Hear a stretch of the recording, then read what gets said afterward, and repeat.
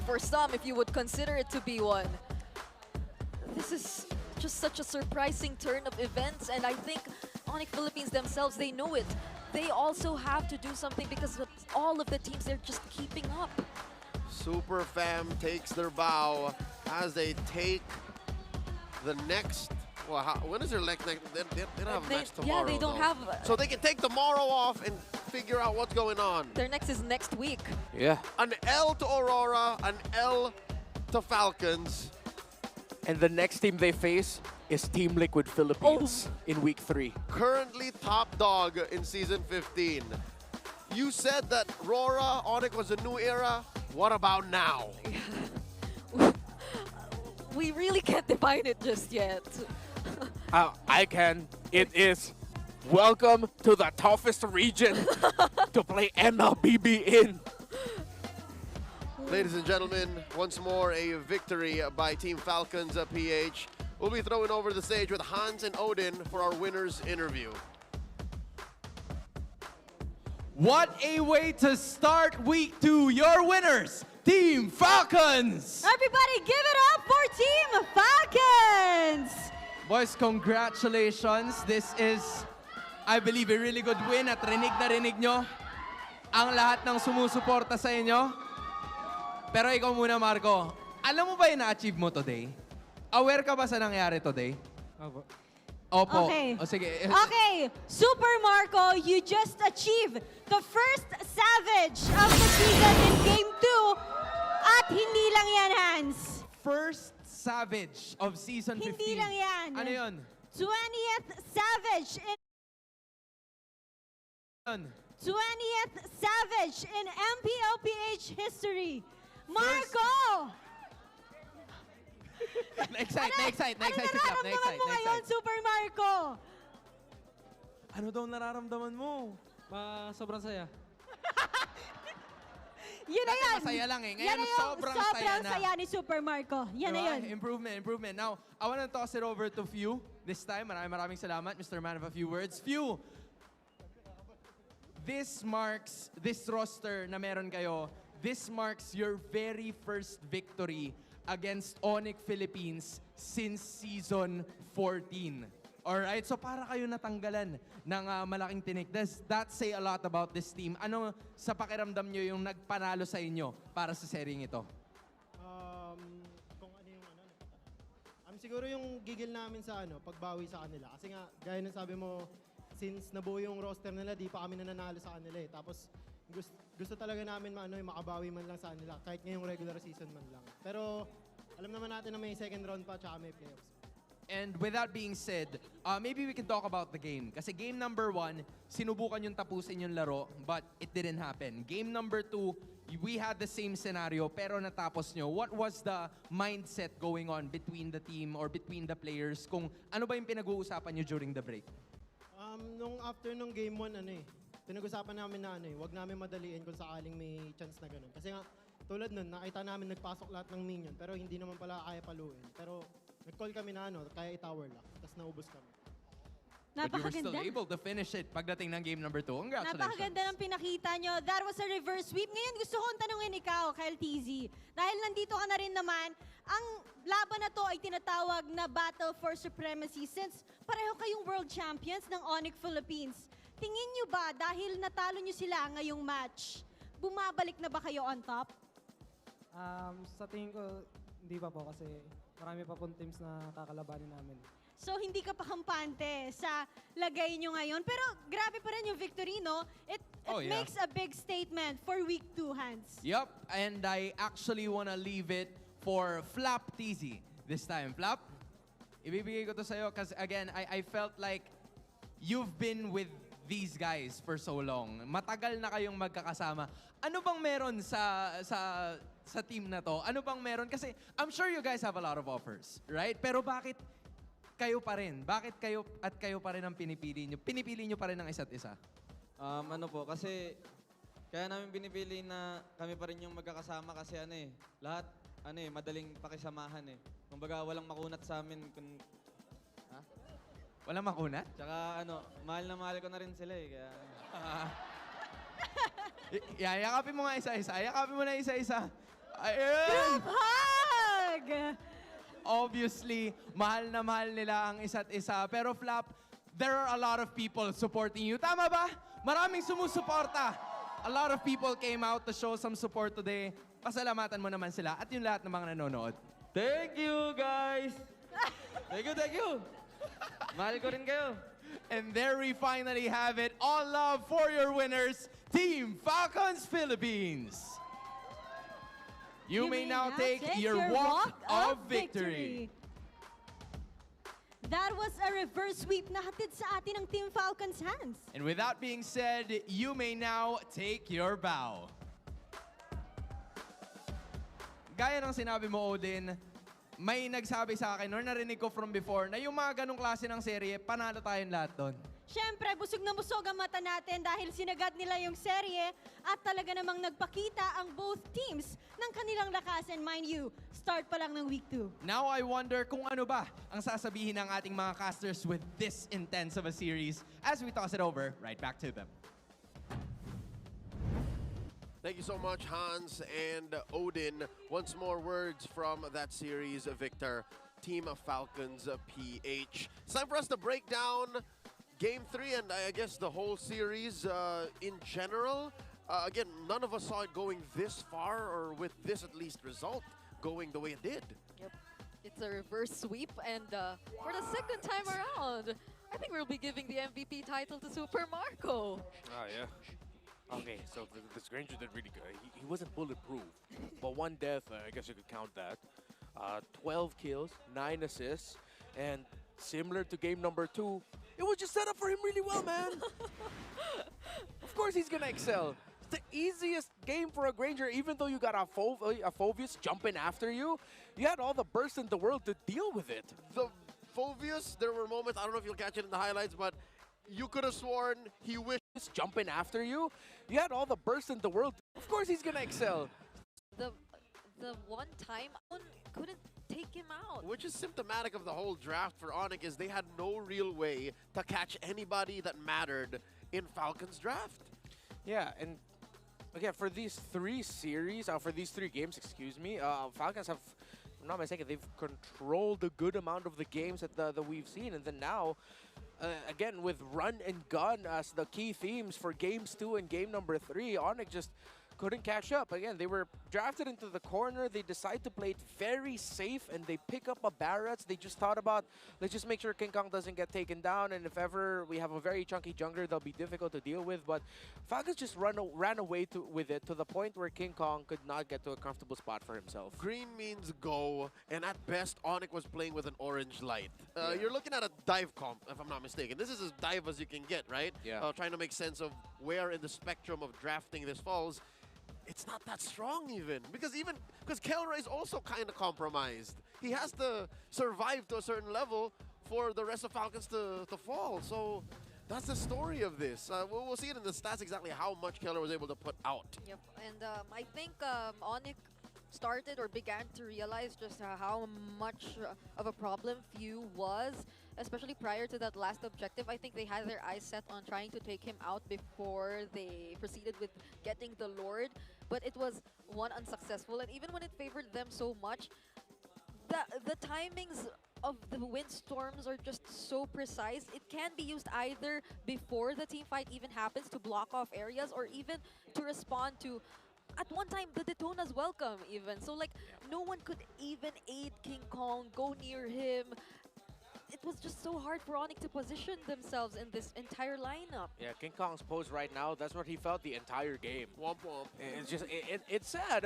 There's not much you can do. Again, you're up against a Khalid and a Cho that, yeah, you're thinking as a Barretts, oh, they're not going to kill me, but they will mess up your rotation. They will read your rotation. They will send the info to the rest of Falcons, and you're just going to be red all throughout. There's no surprise factor. You mentioned earlier, Leo, this is an honest Barretts. You know what you're going to get from this lineup. It's just them throwing bodies, making space for Kelra. Kirk's gonna die just doing what he's supposed to be doing in this lineup. And then Falcons are just gonna be like, we have the damage, you guys don't.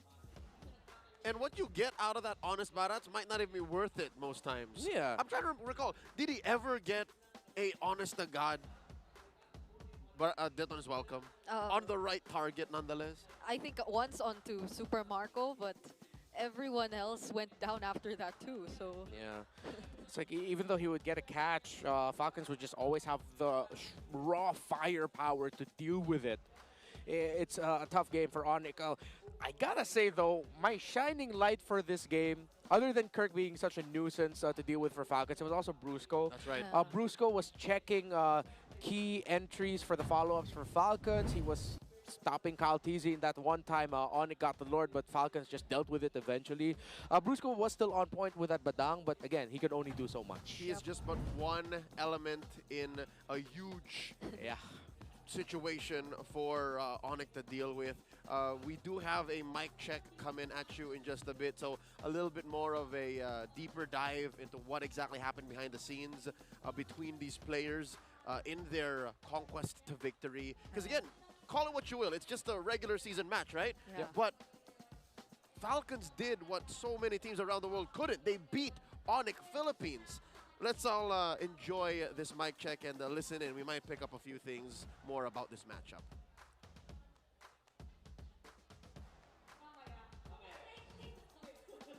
This is where it should have played, right? Yeah. But I guess we'll hear it in just a bit. We'll hear it later. Was I supposed to press a button?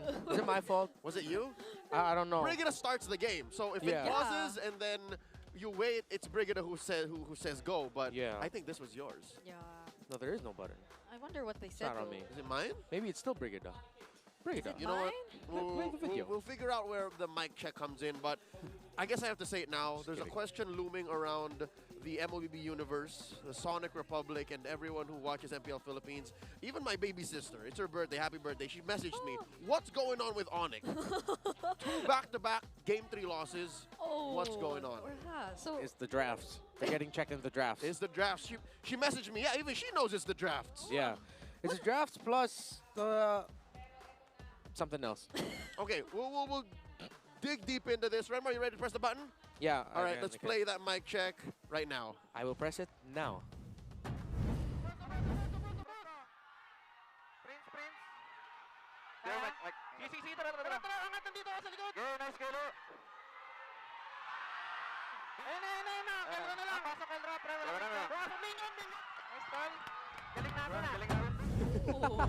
Idol na mga kids and the master at work. That's what I saw. That's what I heard. Yeah. It's them who's saying, all right, we got range. We're good. We're good. Go, go, go, go, go, go, go, go, go. he was Yeah. so vocal there. Yeah, just a lot of goals. And there, right there in the end, you got to hear just a little glimpse of, oh, wow, we're so good. But in Filipino, galing natin ah, which is, we're so good. That does put an end to our star match, our first bout of the day.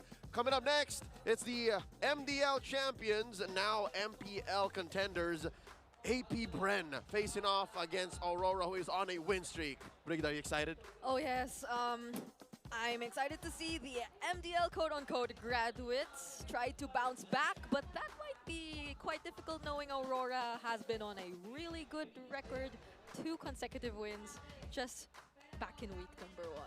I am nervous for AP Brand. I'm going to say that now. My heart will always have a special spot for AP Brand in there, and I'm nervous for them because Aurora look really strong right now. If you're nervous for them, and if y'all watching saw how they played last week, all the more the nerves are gonna end up tangling up. But folks, please do stay with us. It's one more match to close off tonight's broadcast. Again, you're watching day 1 of week 2 of MPL Philippines season 15. Wouldn't have you any other way. His name is Remar Santa Cruz. This right here is Brigida. My name is Leo, at your service. Thank you all so much for joining us. We'll be right back after this short break.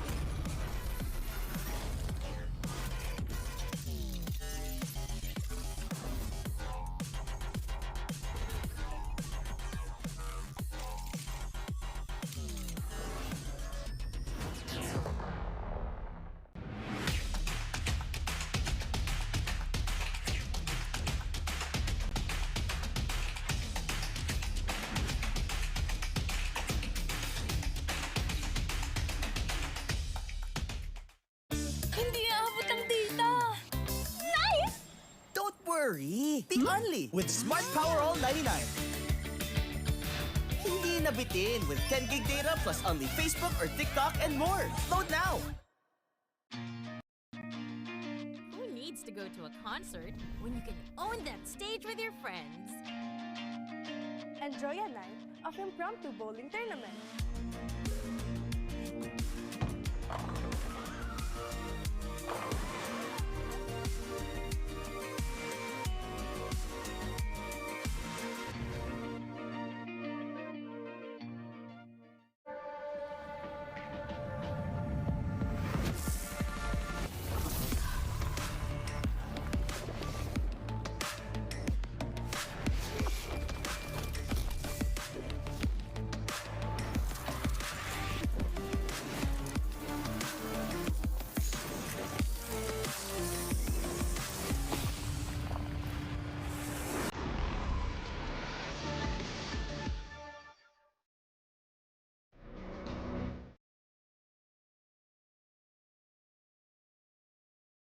Malakas ka ba?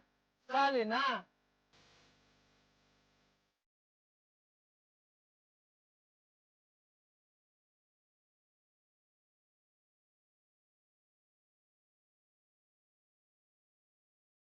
Kits. Kita Kits. Kita Kits. Kita Kits. Sa MCC Season 2.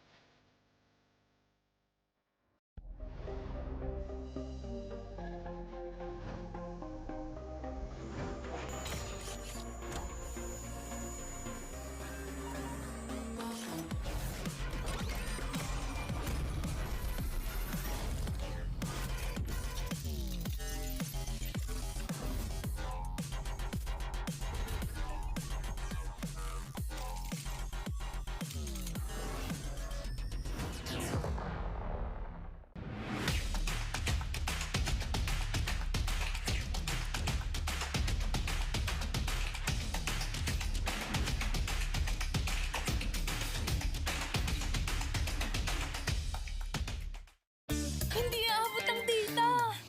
Nice! Don't worry! Be only with Smart Power All 99. Hindi nabitin with 10 gig data plus only Facebook or TikTok and more. Load now! Who needs to go to a concert when you can own that stage with your friends? Enjoy a night of impromptu bowling tournament.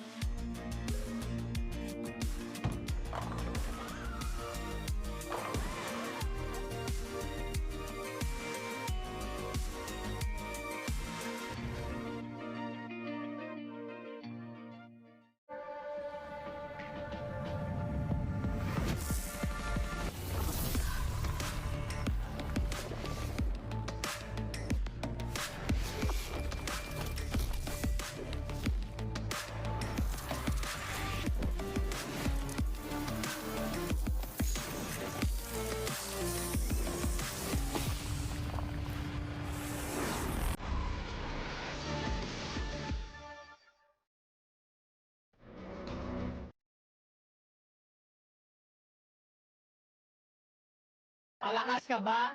Sali na!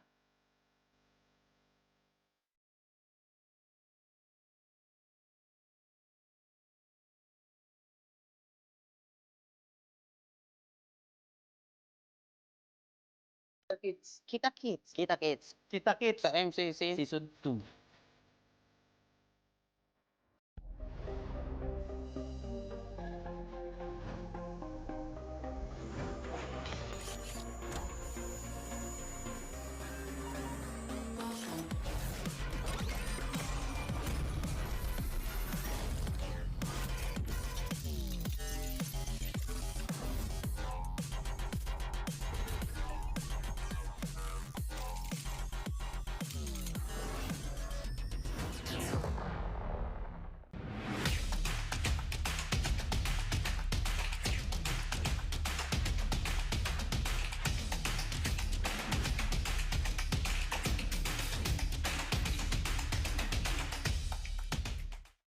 Hindi aabot ang data! Nice! Don't worry! Be only with Smart Power All 99. Hindi nabitin with 10 gig data plus only Facebook or TikTok and more. Load now! needs to go to a concert when you can own that stage with your friends? Enjoy a night of impromptu bowling tournament.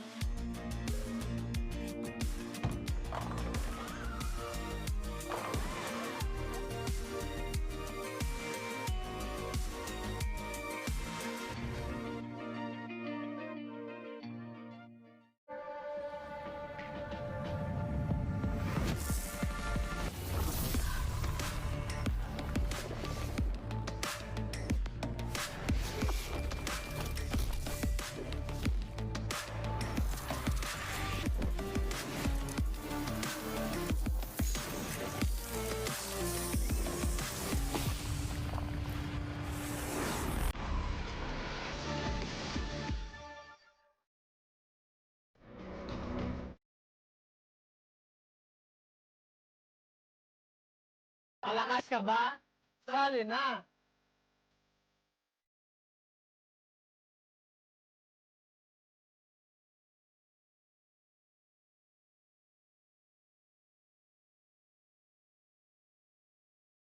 Kita Kids. Kita Kids. Kita Kids. Sa MCC Season 2.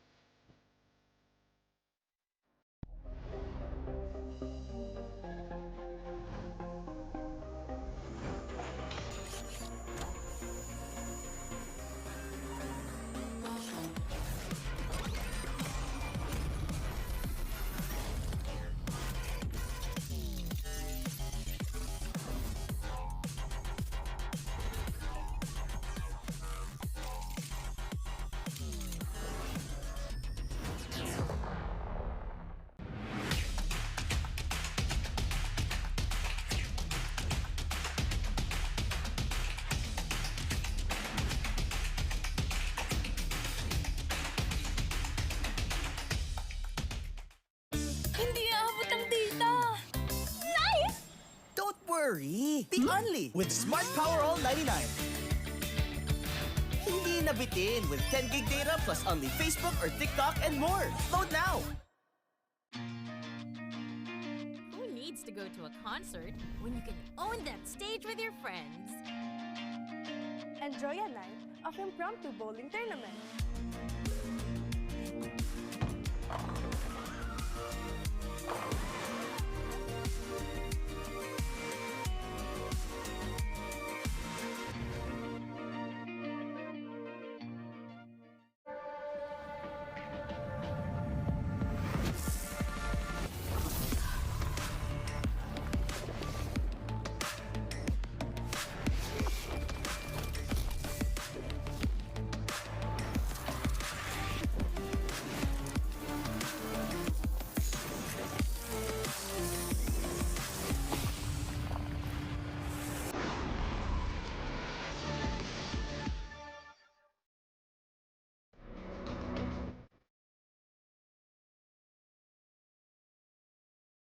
Malakas ka ba? Sali na!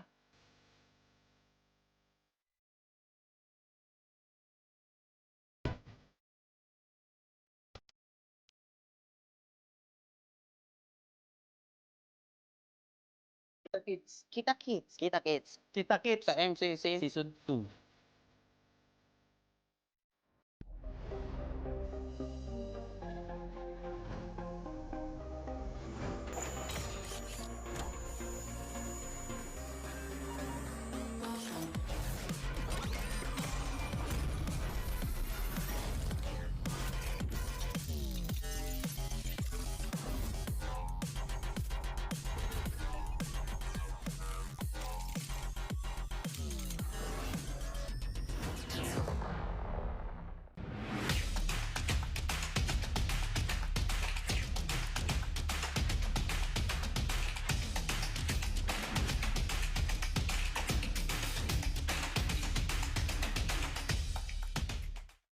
Hindi aabot ang data!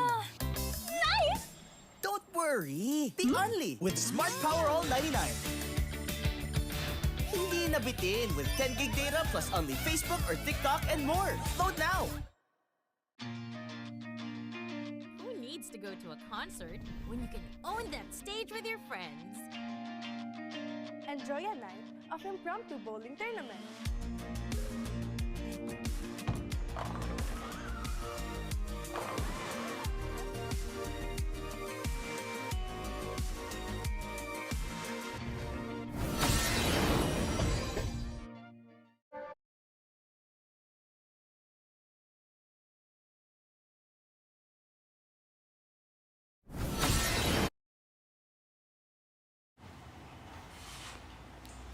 चल खेलेगा एक बार हम खाना खाना खाता है होगा हाँ यार बैंक्स देख रहे तो आओ तो जल्दी एक मैच खेलेगा और रुको हाँ मेरा नॉर्मल अकाउंट में आएगा एक बार एक मिनट with your friends.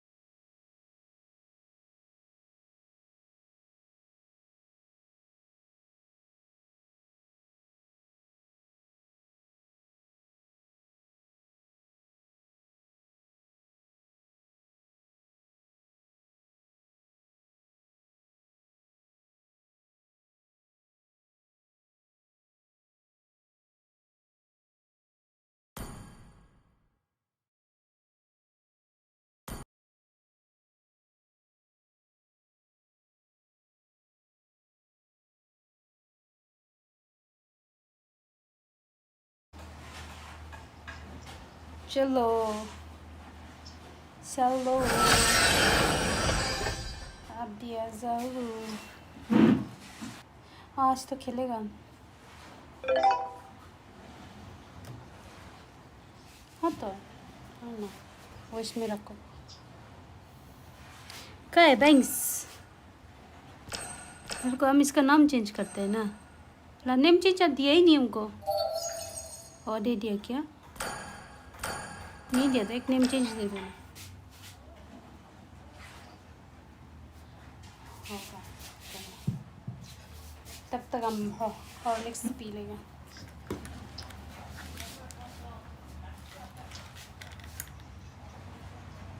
अभी तो 89 मिनट से तो उसमें इसलिए खेल लेगा एक match Battle and adventure are what I live for.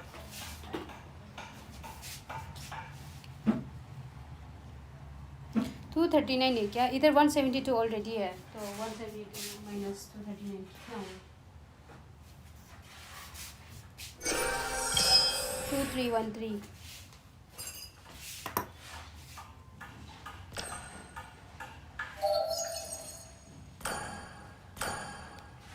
आप कौन सा उससे कर रहे हैं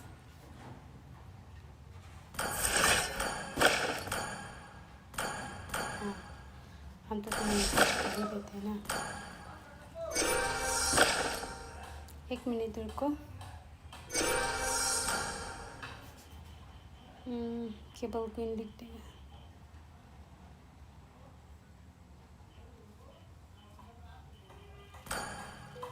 अरे केबल क्वीन के क्वीन स्पेलिंग कैसे था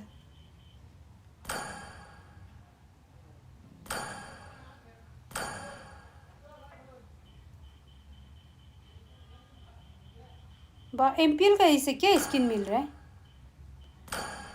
फ्रैंको का मिलेगा शायद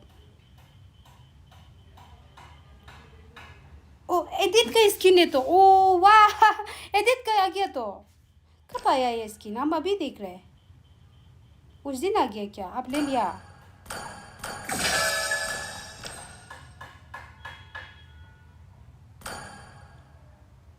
QUEEN है तो ना क्वीन का स्पेलिंग वो तो डबल ही है ना ठीक हो गया अच्छा Congrats! You have changed your name. Next में इसमें मेरा फैनी का वो डाल के रखेगा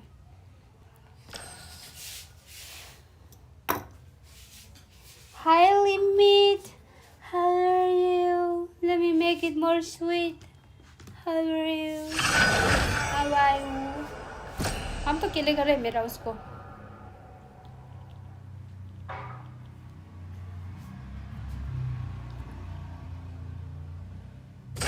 फैनी ही जाएगा या फैनी एक दिन नहीं खेलने से सब नहीं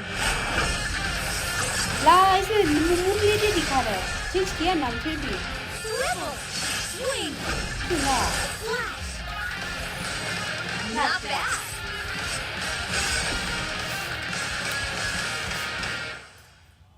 तेरा वही सब जाने दे करे हम बहुत गंदा गंदा बात करते हैं ना इस तो एक को बताएगा हम बाद में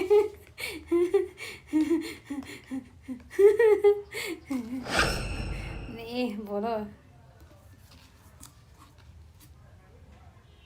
मीटिंग में तो ये ठीक है होटल जल्दी पहुंचाओगे या ये बग्स विशेष जो सुन लिया वो का अच्छा है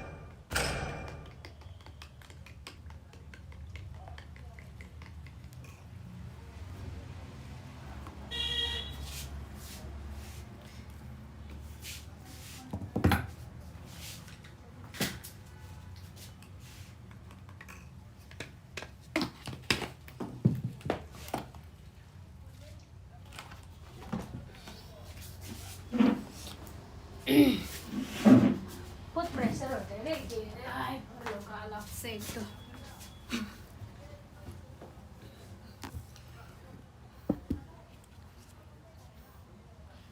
सुनने वालों सुनो ऐसा भी होता Welcome to Mobile Legends.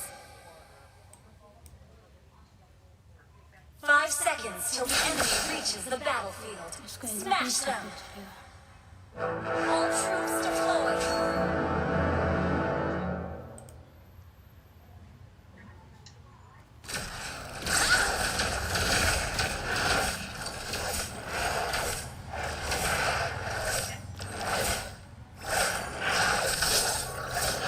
Onward to a boundless world.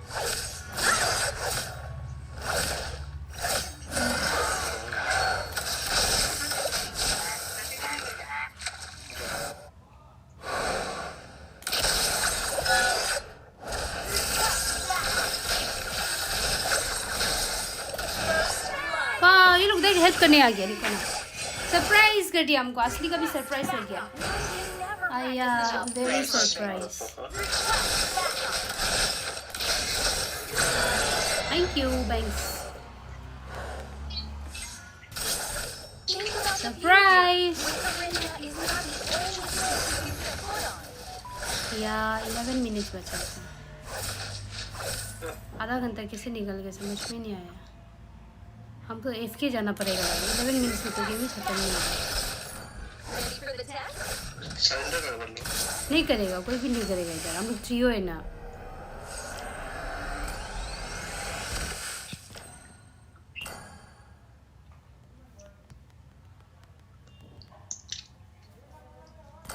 Everyone aspires for a blessed future.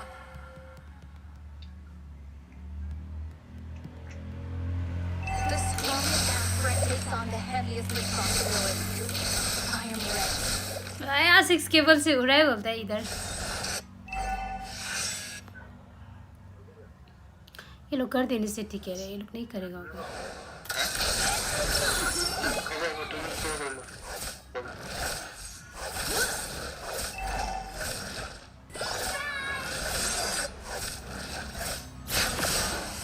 ये लोग नहीं करेगा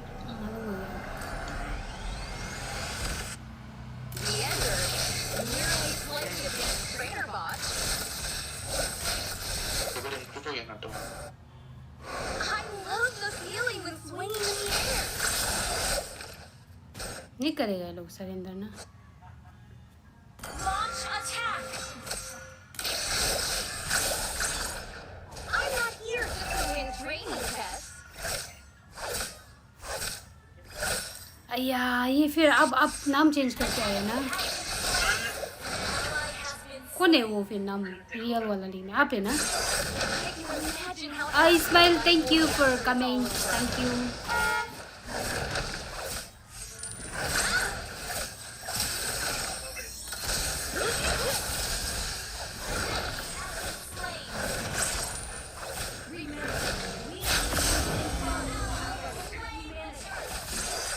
ओ हम लोग का मैच बहुत अच्छा से लिया था वही तो सरेंडर करने से ठीक है 9 मिनट्स में होगा नहीं तो हमको बाद में फिर से वो करना पड़ेगा देखना पड़ेगा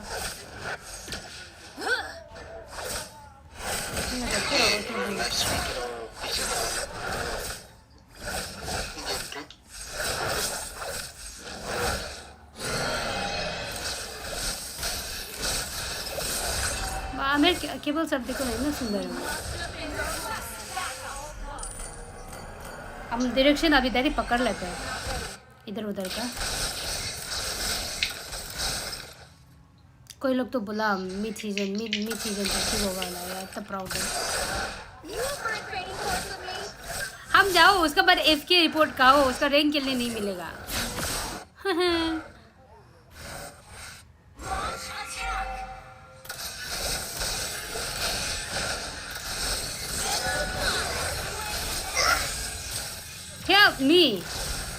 Help me!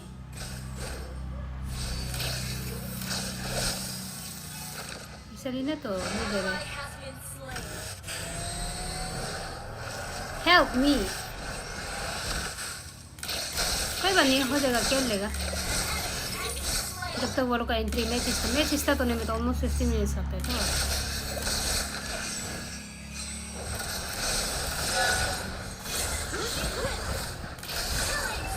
देखो ना अकीरा एक बार आप मेरा इतना सुंदर से खेल दे रहा रियल केबल को ये तो अकीरा ही होगा मालूम होगा नाइस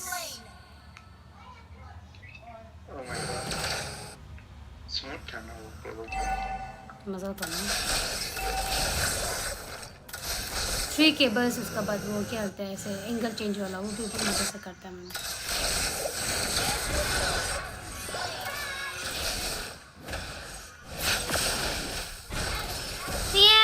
मारने के लिए क्या तो ये ले लिया मेरा इसको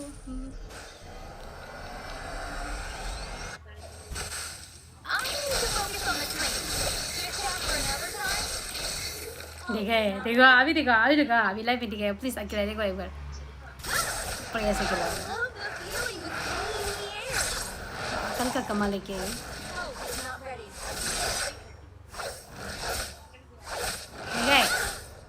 देखो अम्मी जी इतना सुंदर से जाए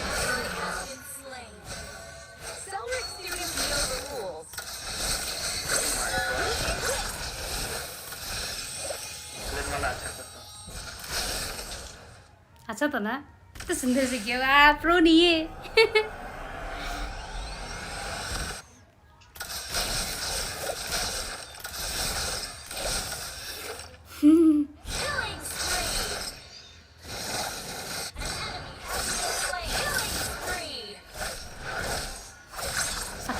कौन है सकीरा कौन है नो सकीरा तो अकीरा बोला ना बेबी अकीरा बोला तो ला सकीरा बोल दिया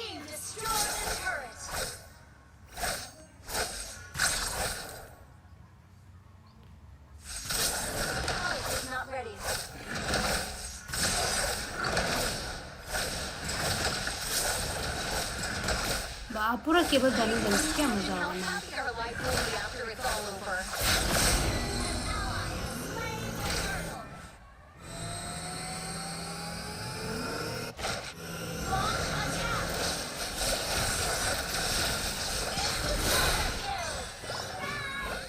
सरप्राइज जैसे वो इमोजी नहीं है किसे मिला ये लोग को सरप्राइज वाला नहीं क्यों थे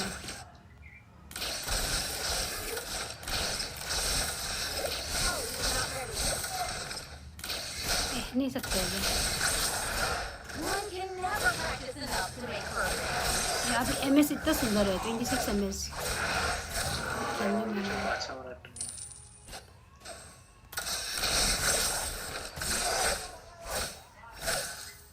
क्या बोला क्या कहते हैं ना अभी आप जेलस हो रहा है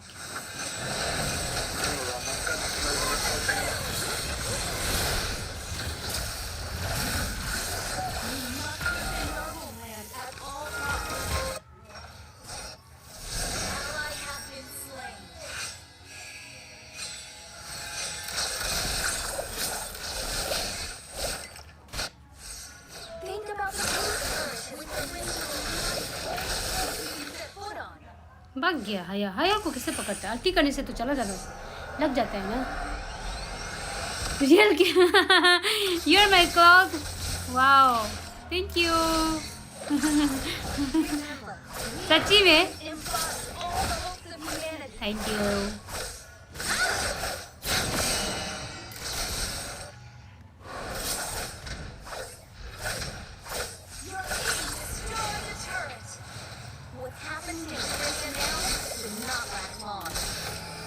या मेरे साथ सीटी नहीं है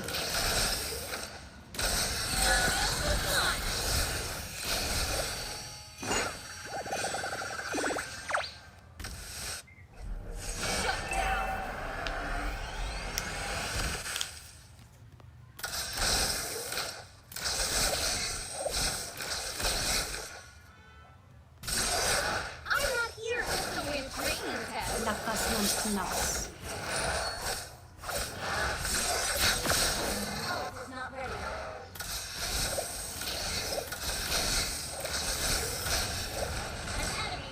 वाह ये तो पूरा किल ले रहा है हम लेजेंड रैंक में हैं क्या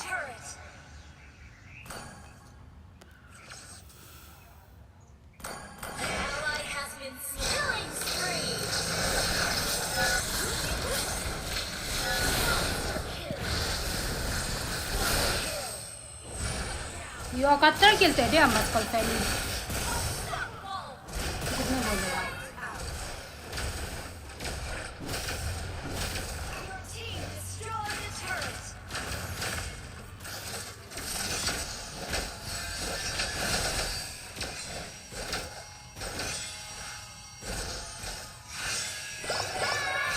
सरप्राइज दो surprise surprise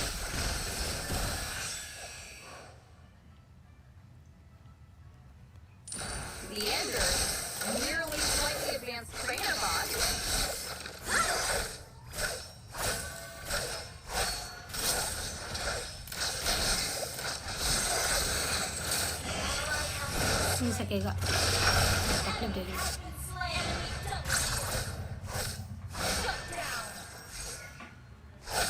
enemy triple kill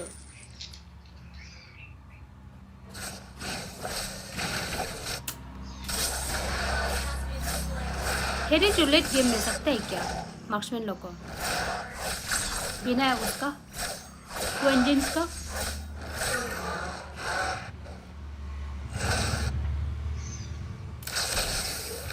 Everyone aspires for a bright future.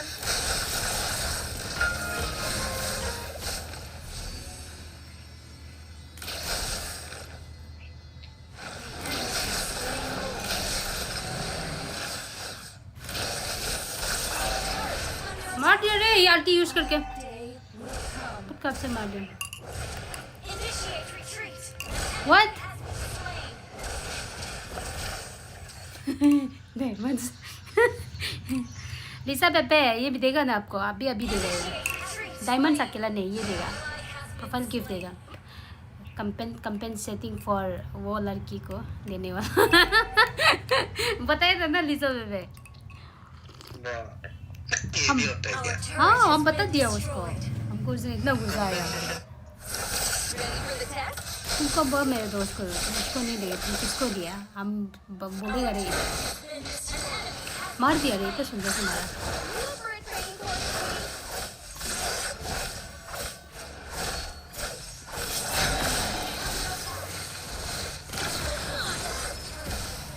अरे खत्म था तो मर गया मर गया मर गया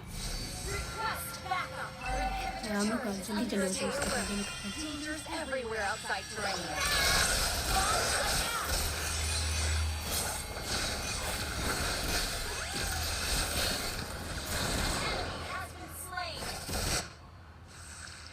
फैनी को पर और नर्फ क्यों कर रहे हैं ना वो सेकंड अभी जो अपडेट है उससे क्या नर्फ होगा बोलो ना क्यों ऊपर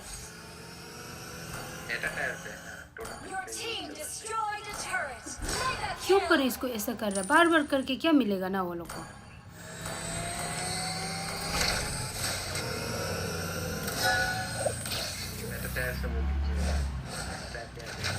Ready for the test?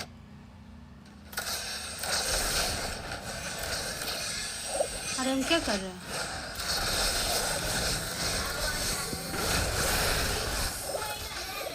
खतरा है रे बहुत सुंदर से खेलता है रे फैनी मिनियंस को लेके आओ यार सौरभ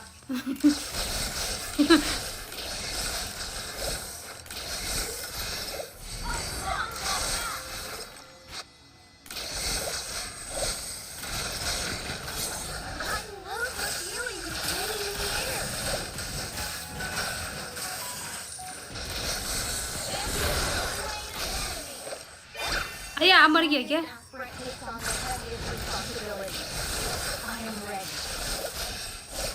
बहुत मजा आ रहा है बहुत स्मूथ खेल देते हैं हम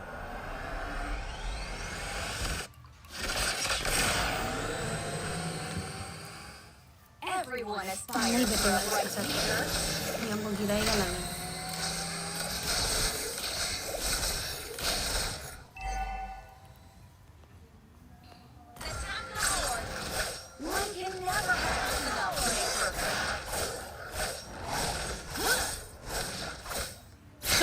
क्या बोला लेके सच में मिनियंस लेके आना था ना आप उधर मार हेल्प भी नहीं करना था मिनियंस को लेके आ रहे हैं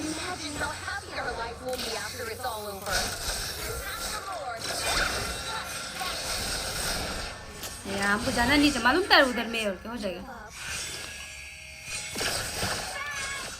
अकीरा ऑफिशियली आप थे ना फिर से अकीरा जस्ट बताओ तो ये कौन है अरे हम नहीं है तो हम तो तुम्हारा भी है मालूम नहीं लिसा पे कोई बहुत दाऊद हो रहा है ना ये लड़का ये लगता है कभी कभी ना कोई कोई को क्योंकि इसका अलावा हर कोई तो तारीफ देता है मेरा फैनी को पर इसका तारीफ देने का तो बोल रहा है ये अकीरा का पूरा सेम है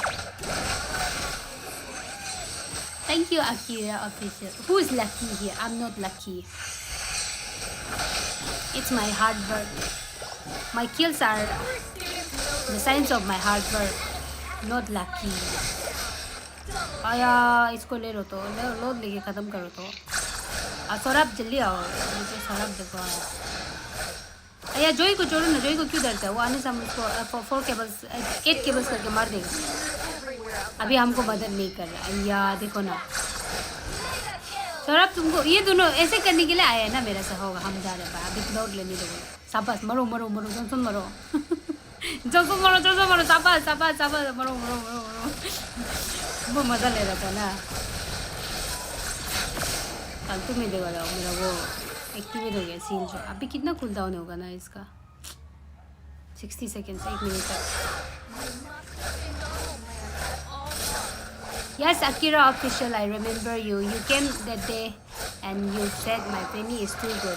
Better than yours, you said that. Onward to a boundless world.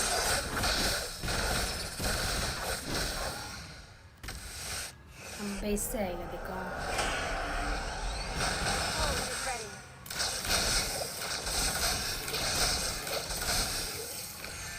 Ult is not ready. इसको मारने मारने सौरभ इधर जाओ तो I need to focus on the training. Chit chat for another time.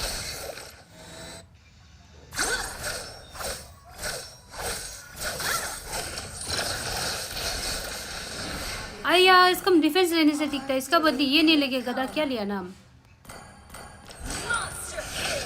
अरे गुस्सा दिमाग खराब कर दिया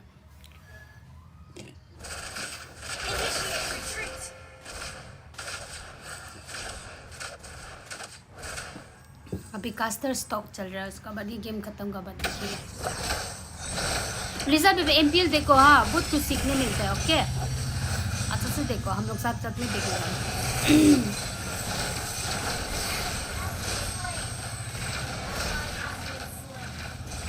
हम डिस्कॉर्ड में भी रिस्ट्रीम कर देगा वहाँ से देखेगा क्या नहीं तो मेरे इधर डिस्कॉर्ड में है तो हम उधर में रिस्ट्रीम कर देगा आखिर उधर से देखो ना मेरा स्क्रीन को ये मेरा लाइव स्ट्रीम में डिले होके आएगा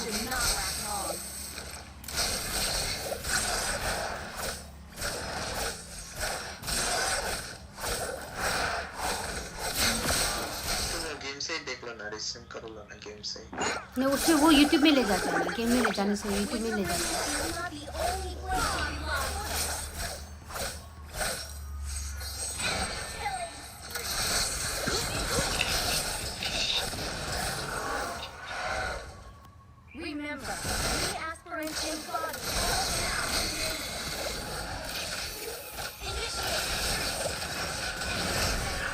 ये मारते ही रे इसका मार्किंग जो हाया को मारने के लिए किया था हाया किससे बच गया Oh, you're Akira from Manipur. Then tell me any word in Manipur so that I won't get confused. Our turret has been destroyed. Our inhibitor turret is under attack. Akira official. हारना ही था तो surrender ही करना था ये गद्दार लोग को ना या गुस्सा आ रहा है अभी हम यो वो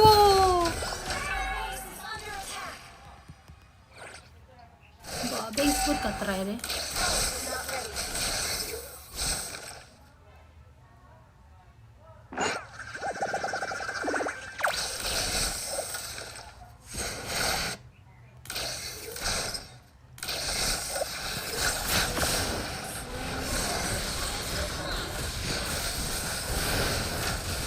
सॉरी दे मेरा मिलिट्री मिस हो गया सॉरी वो एमएम हमको मारा था क्या आंगा बंजर आई प्लेगर अकेले से तुम नहीं है ना होगा ठीक है ये ट्रांसलेट करके तुम नहीं दे रहे दाव दे रहे हैं लड़का को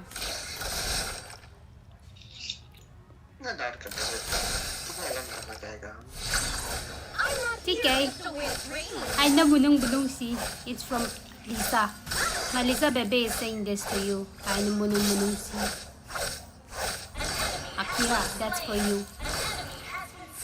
Wow, lot to defend karo. For a bright future.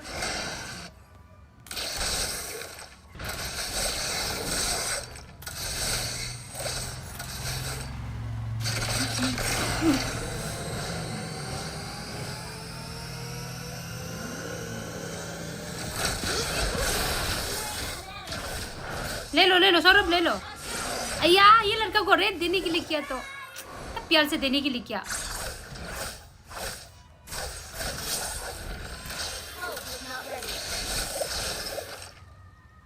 Leander's nearly slightly advanced trainer bots.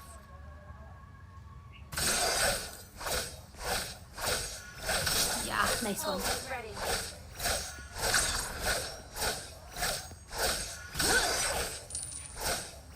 I need to focus on the training. Chit chat for another time.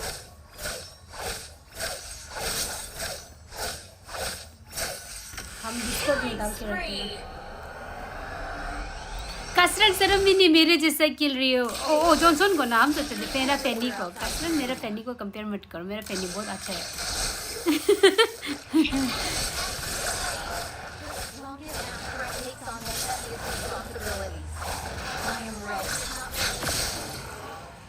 चलो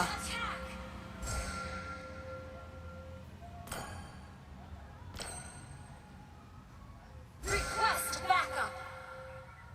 I can imagine how happy our lives will be after it's all over.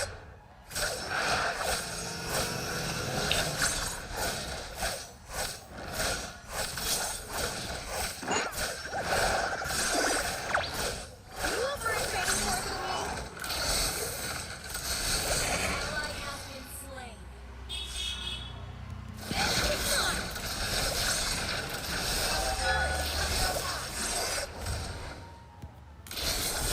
अय्या बेचारा आया भूसा अभी का देखो ऐसे चुकुर था रे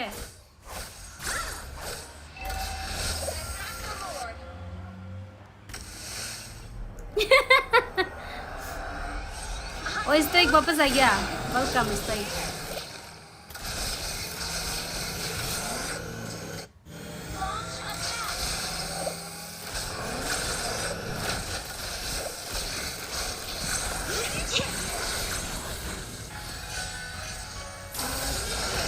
ये ना एमएम को ना बहुत भी मिल रहा है ना बहुत मर रहा नहीं है ये जो ना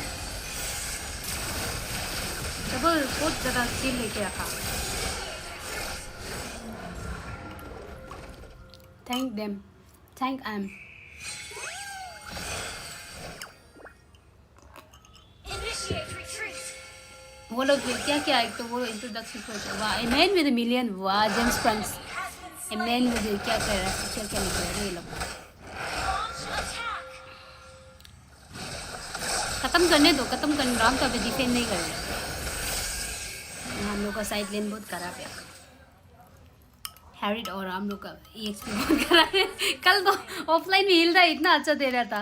हाय क्रिएटिव लवर। ओ क्रिएटिव लवर कल अप था ना, जब हम वो खेल रहा था तो एंजेला खेला था क्या? यस।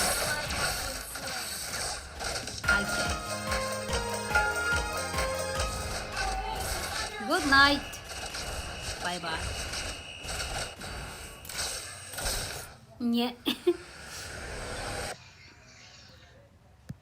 चलो ये लोग आ गए।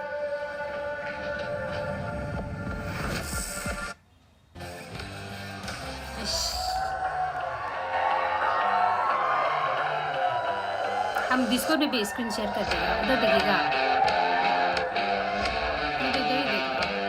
They're sitting high on top as one of the top 2 teams so far this season. Let's welcome Aurora!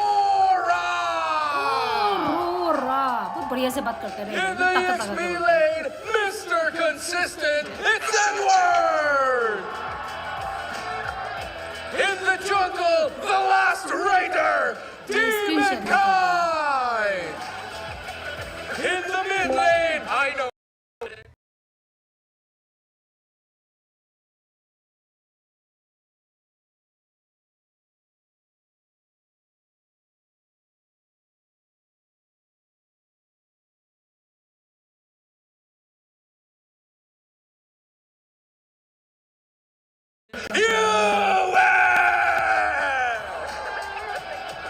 In the room. New members of the Hive to step up and show us what they're capable of as they enter this new battlefield. They weren't able to show as much in the last time we've seen them play, but this time around there is probably a little bit more element of flexibility, probably a little bit of changes here and there in terms of what they want to prioritize and use in the draft. I mean, for one, we haven't seen Chopskirt on his most signature hero picks played just yet in this season or in the past week that we've seen them play. Hopefully I finally get to feel what I felt for the longest time watching AP Brand, that roster in the MDL. Man, they deserve to be in the MPL. Hopefully they can show that, but again, it's looking bleak. They're going up against the lights. Edward, Demon Kite, Uwe, Renegade, Domin Kite. They're just also on point with the series that they showed last week against Twisted Minds and especially against Onyx Philippines. Renegade and Edward have really stepped up to the plate. Domin Kite has really cleaned up his game. I mean, Demon Kite's always there, man. It's a personal favorite, but there's something special right now with how Renegade, Edward, and Yue have been moving around the map, have been covering their bases and sequences that make Aurora so terrifying. And it's those players you can say have a quiet calm to them that regardless if the team is winning by a landslide or is winning new AP Brand by what, a light year, I don't know about they this will AP get Brand team. the performance done. First They time will watching get the MPL. job that they signed up for. All this while, look at AP Brand, by the way, lives within a small part of the spider chart that Aurora is playing with. What's the X factor that AP Brand is playing with? Because again, a lot of people may be watching this squad for the first time. All this while, there might be people who know them from the MDL, but it's clear, night and day, their performance is very different. Like, I personally have to tell you now, who is the X factor? Who do we look for? Is it really James Banks and Shizo? Yeah, my eyes are on those two, really. Yeah, Safe to say, it's down to them if they want to take down Aurora and end that win streak. Let's check out this pink test brought to you by... Ay, nga pa rin ba? Eto na, Jess. Hello, Peter! Wala, meron ba isa? Meron ba isang checklist? Nice way! Food trip ka, tol! It's showtime! Sheesh! Okay na? And if you want to know who that pink test was brought to you by, well, give us a call. मेरा own squad ना. By the way, was that James Banks who said, it's showtime? Yeah. It better be, because I think that's what we're looking for. Again, put on a show, 1561 है तो मेरा prove Gushel you का squad. belong to the league and get There's these my keys to home. victory है तो checked off. वो squad को बाद में देखिएगा push करने के लिए जब Whether proper it's going to be members mill Domin or जाएगा Demon तब. Kite, although I'm pretty sure this पर is हम Domin जंगल Kite. Now ही make sure चलेगा. that you can और reach him and already make एक it तो है difficult ना for वो him to account pop में off in team मेरा fights. Get those poke heroes that can safely stream वाला just roll Grand down Prix the account gold में तो laner. है तो Silence the इसमें kid.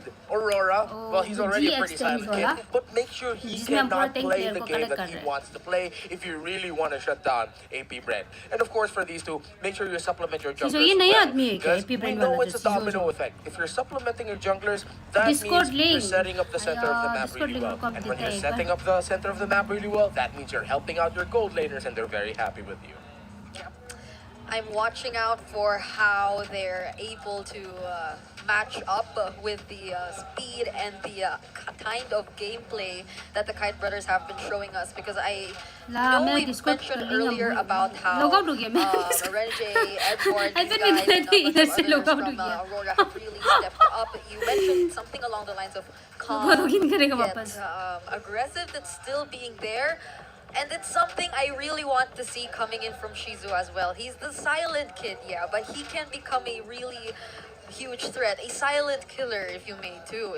There's that particular kind of aura within him that I would want to see him bring into the MPL stage, because it's one of the things that really made a mark whenever we look at this lineup of AP Brand and Lazy Esports, or under whichever team he was part of before.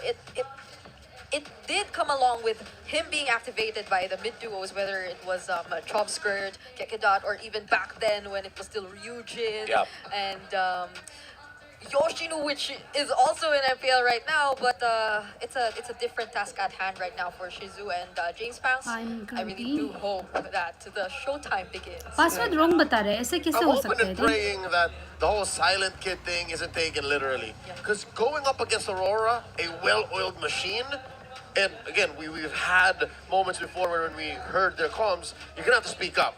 Shizu has to communicate with all of AP Brand, not just James Pangs, to be able to get through that early to mid ramp up. Because if I know anything about Dominkite, is he's been able to step up with the best of the best.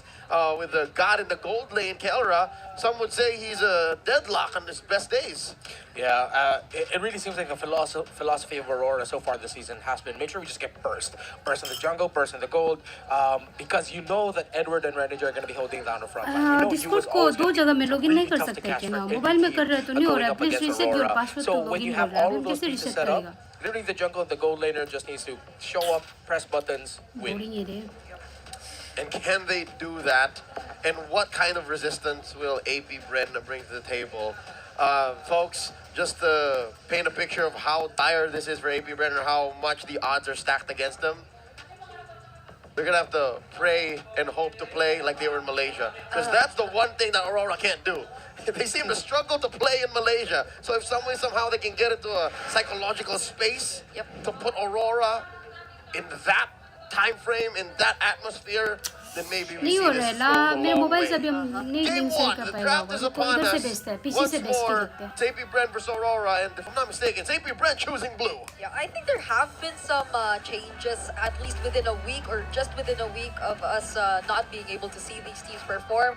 Back then, it was almost always the Selena either being in the bans or in the picks. And AP Brand is one of those teams who decided to go with Selena for 2 games straight, the last time which they played. But now we can see that there has been a difference, that teams have been learning from all the previous games in which Selena has been participating. And so I am leaning towards the possibility that AP Brand, in this match, they come in with a different mindset, with a different game plan. Yeah, and hopefully that game plan means they're not picking up Selena. I think that's a good place to start. And maybe see a different roamer for Kekedot other than the high loss. And make sure that it's tough. They have so many things that they want to do, or that they need to do up against Aurora. But hopefully they prioritize the matchup here for Der especially, because nothing good is going to go in the map if the EXP lane is going to get shut down hard. And Der needs a very favorable matchup against Edward. If it's possible for AP Brand, pick up CC as one of the first 3 picks in their draft.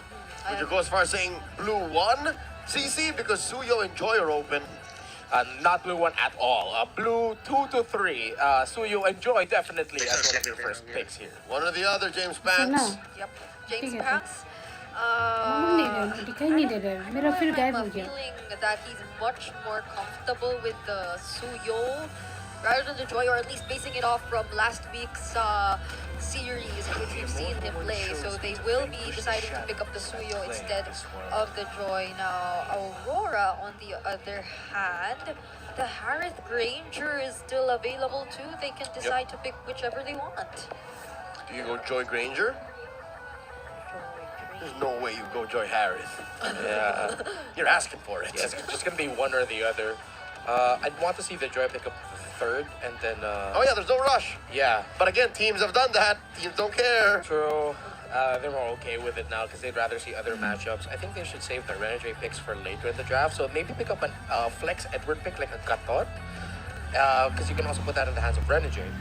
And then for the another power pick maybe. But they go Joy Granger instead. They just go for the pure. Well, this is what we were talking about earlier. Burst. Aurora wants burst, so they got the two burstiest heroes in the jungle and in the gold. The Kite Brothers are flying, man. Yeah. The Badang's still open too, since you've mentioned something along the lines of flex. But then AP Bren for now will be getting the Suyo Harris duo. I think that's look at how we're seeing the jungler gold duos immediately. Do you go CC here? I'd want to see them pick up the CC, but I think they have to watch out for Cho for Renegade, and AP Bren might be considering actually taking that away already, because Kakadot has shown to be proficient with the Cho in the past. Yeah, and I don't like the CC into the Granger or the Joy together, not like this. Oh, so it's the Badang instead. Which we don't know for sure where it's going. Yeah, I mean, it is a flex, but most Badang so far have been EXP. So they're putting this much on there right now. Yeah, which is so kind of weird for me. Like, that is still there. That is the MDL Season 4 Grand Finals MVP. True. And one of the more veteran players of AP Bren. Again, he's been here since season 6, players 7. So a veteran in many ways. I think they're just saying, yeah, just give it to me, man. Just give it to me. Oh, there you go. Aurora closing up their first phase with a Cho. All right, the Hitman's cooking. Yeah. 70% win rate for Cho for this season so far, by the way. Cho's been flying as well. 75? And that's with just 70%. And that's with different roles. It's been Roam and it's been EXP. Yeah, so now we are yet to see the mid lane choices for both of these teams, but there has been a lot of attention put into, for Aurora at least, some of the options for Chop Skirt. So now they take out, what else could be interrupting and denying this lineup so far for Aurora? Something that, I mean, they have the Badang, but like... Kakadot might just end up playing the high loss again, which I would not be a fan of here. But in terms of like the safest pick possible, I think they would just think about that, but then that makes the mid-lane pick all the more important. You're not going to play an Eve anymore if you're 12 first. So you might end up with something along the lines of Vixana if it's available for him, or if it, For Sa, if you want to outrange the Granger, hit him at least. The Farsa too. Yep. Although you will be playing that into the Cho and the Joy. Yeah. And if you're a high loss, you can only poke like one dude.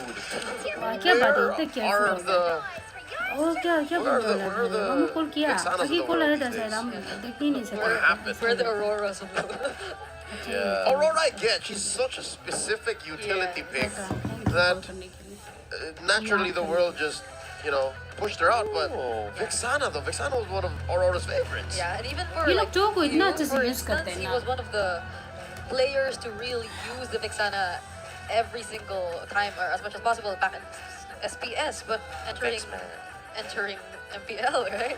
Yeah. He's been using different heroes, even the Veil earlier. I just realized AP Bren can actually lean into a Sicilian pick if they want to, but then they need a really big control roam here. Like a big wall is the hunk of meat. Oh, they banned out the Valentina though. You know what? I would not be so remiss for a Ruby pickup for AP Bren.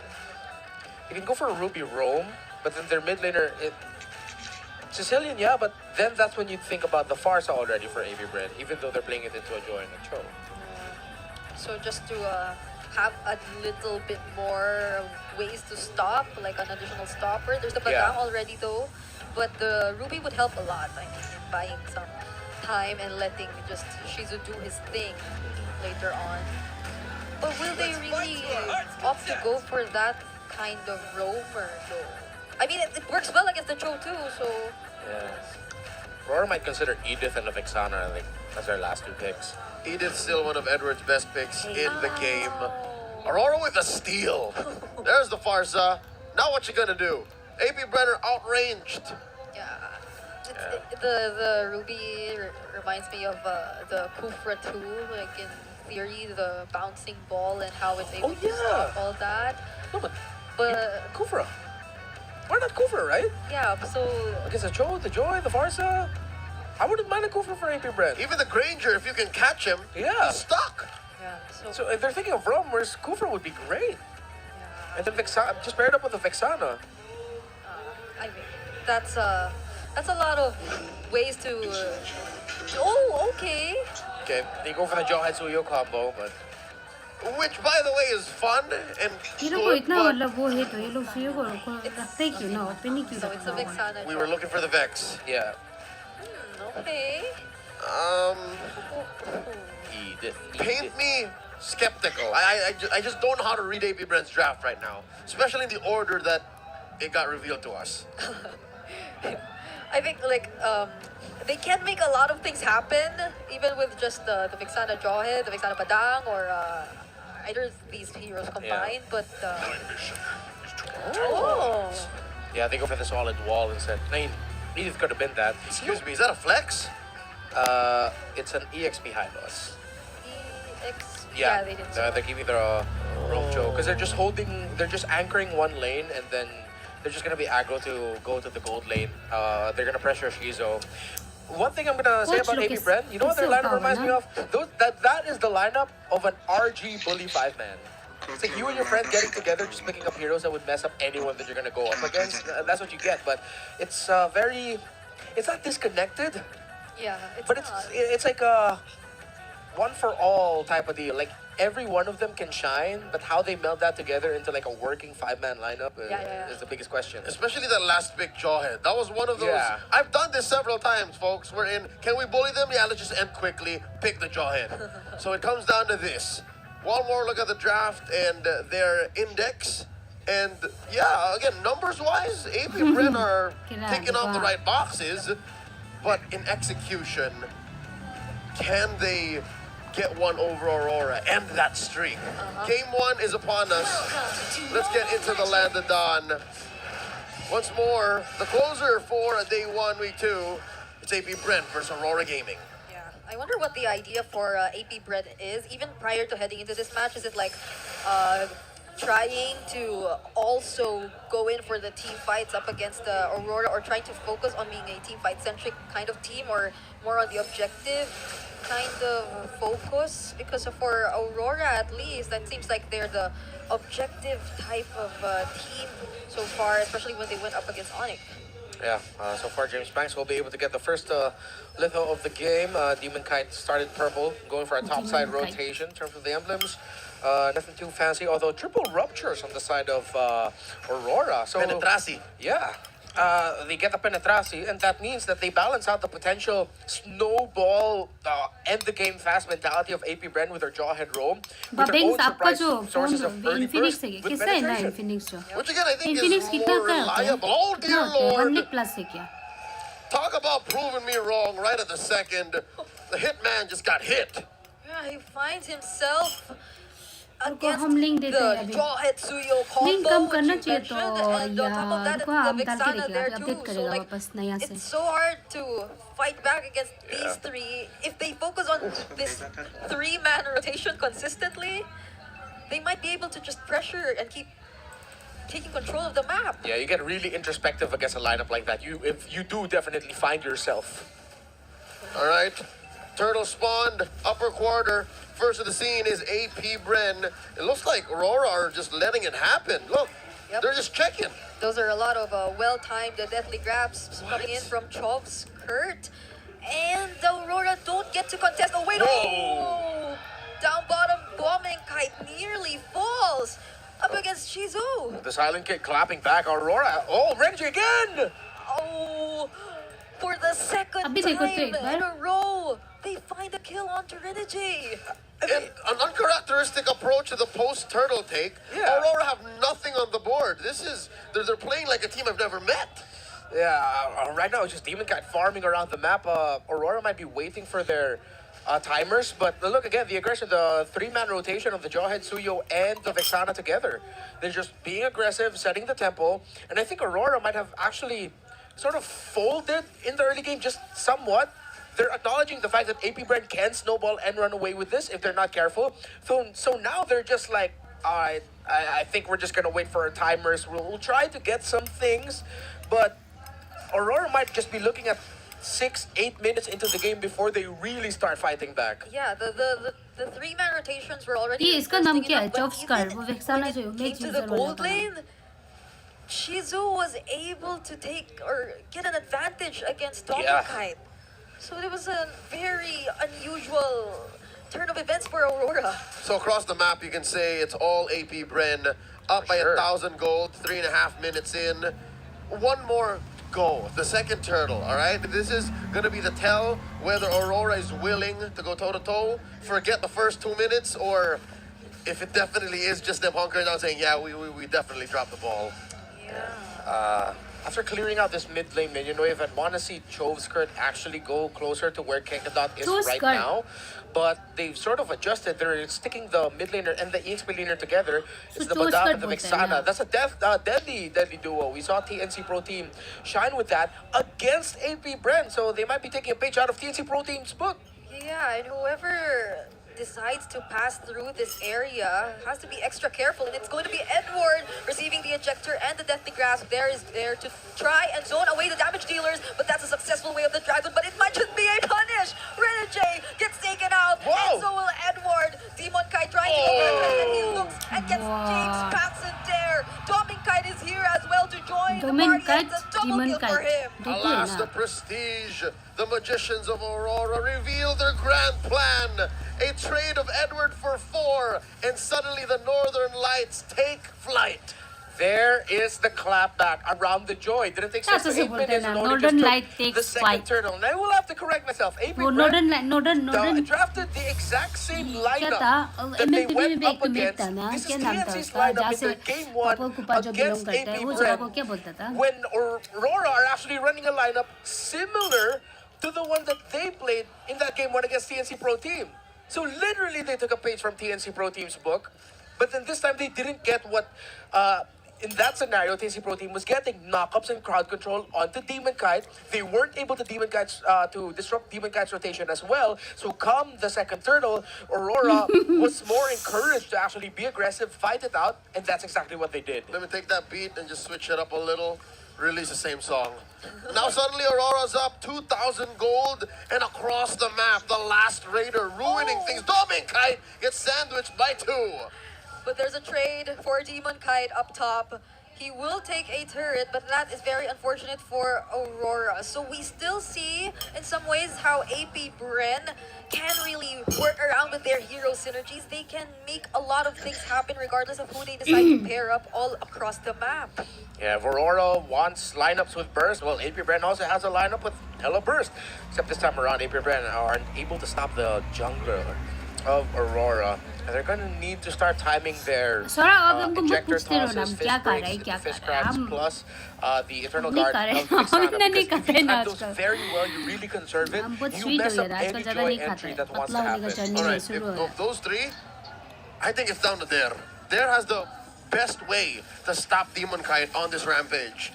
Choveskirt has to put himself in danger. Keket has to go through all the meat that Renegade and Edward can present. So if it's really just to take down Dominkite, we gotta watch out for Dare. And currently, Dare has been walking up to him. He hasn't been looking for them himself. Yeah, and we saw a glimpse of that when Tattoo is for green color ito.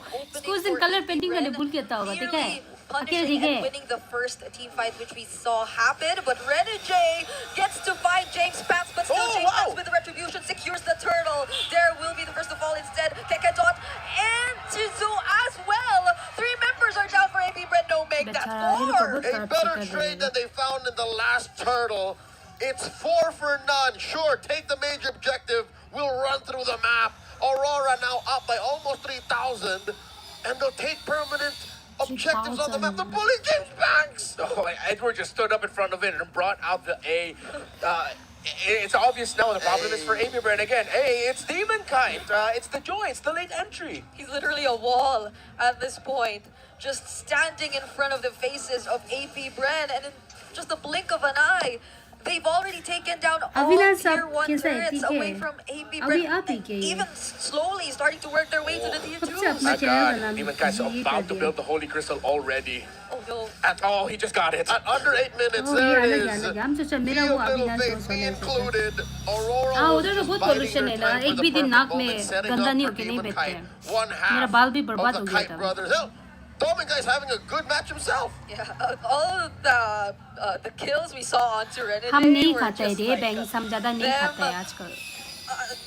accepting the fact that the early probably wasn't as precise as they could have gotten it to be, but it didn't mean that they let go of the game entirely. That's what I love about Renegade amongst 3 million other things. The Hitman can take a hit. He knows when it's the right play to make, and he's ran this through the team, he's ran it through their manager, he's ran it through the 2 coaches, their life coach, even Boss Rada. Hey, boss, I'm gonna take the hits the first two times, and then we're gonna give it to DK. Then we're gonna give it over to the other DK. Well, देखो वो red वाला लोग को देखो वो क्या होता है अरोरा वाला लोग को देखो एक तो वो बूस्ट में खड़ा किए और एक तो ये बूस्ट में खड़ा किए एक तो वो बूस्ट में खड़ा किए ताकि हर जगह से विजन दे counter सके engage of Aurora. They really क्या just होता है need to hold on it a little bit better and focus, ऐसे क्यों change their करा किए mindset to, guys, number 1, can we conserve to take down Demon Kite? Number 2, get out of the feather वही तो airstrike of the देखो Farsa. एक तो जो इधर आएगा वहाँ से And दिखाई now देगा फिर they एक तो जो have टॉप to पर है एक find तो जो a ये way बूस्ट वाला का दिखाई to देगा ना position themselves, even despite Aurora already Lord almost spawn taking और control of the entire क्या area. था I mean, look where Energy is. Turtle लोग वाइट That's क्यों right. लगना था They ये can कलर करते हैं rotate ना colour almost with impunity. Just 2 turrets left for AP Brent out of their base. Tier 2, वही तो bottom, tier 2 mid. And so far, I said this before, I'll say it again. This is a really bad situation for a Jawhead. देखो देखो देखो वो क्या बोलते हैं उसका चोको भी देखा है उधर ये बूस्ट में खड़ा करके Snowball gone already. Well, top and bottom minion waves also not favorable for AP Brand. No one's managing it. They're just standing around. They need to be sending more bodies, showing themselves, clearing out those minion waves to somehow get more information out of Aurora. They find Dare. Dare's the only man so far trying to get some information. So is Kekedot though, but he's trying to reserve his skills a little bit more. His abilities, which are very crucial. We've seen him use the ejector to throw away an unwanted target. But at least he has the flicker to go near, and that's exactly what I mentioned. He goes in and picks off Renegade. But I don't know if it's worth it. That is a pickoff on a roamer. They trade up for 1. What is that? Down by Edward. And the roamer on the other side will be the trade too. Dare trying to buy some time. He gets to throw away the members of Aurora. But that doesn't stop them from picking off 2 members. Not just 2 kills, even 2 flickers away from AP Bren. And they have to concede this with no frontliners. They back off, and Aurora gets the first Lord of the game. Another one. Renegade says, do it, do it, do it. I can take it. It's fine, it's fine. It's all part of the plan. It's the clapback, it's the counter, and the MPL veterancy right now of Aurora just shining over AP Bren. Now they might have to say goodbye to their tier 2 turrets. Aurora will definitely work their way. There goes the fettered airstrike. Yikes. Edward and Renegade, enforcers, bodyguards pushing away any sort of resistance from Aurora. They will take down tier 2. So there's just 1 left in mid. Yeah, I know you mentioned something about getting out of the fettered airstrike first, but what if it's so well positioned and that it isn't necessarily there to engage in a fight? They're just getting what they want to get away! And look at that! Dominic Kite! That's why we call him the next standard. Well, one of the reasons. Oh my goodness. How does AP Bren defend this? They still have the holy shields in their mid and bottom lane turrets, but the Hitman's about to look for a target. They get to zone away there, and James Banks as well, slowly gaining access towards the base. But these are 5 members that they will potentially go up against, so they decide to stay disciplined and disengage. 2 big demolition projects for Aurora. Top and mid inhibitors have fallen. 8k gold up 12 minutes in.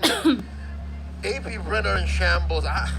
Where does the comeback come from? They can't even hide in their own base. There's no bushes there.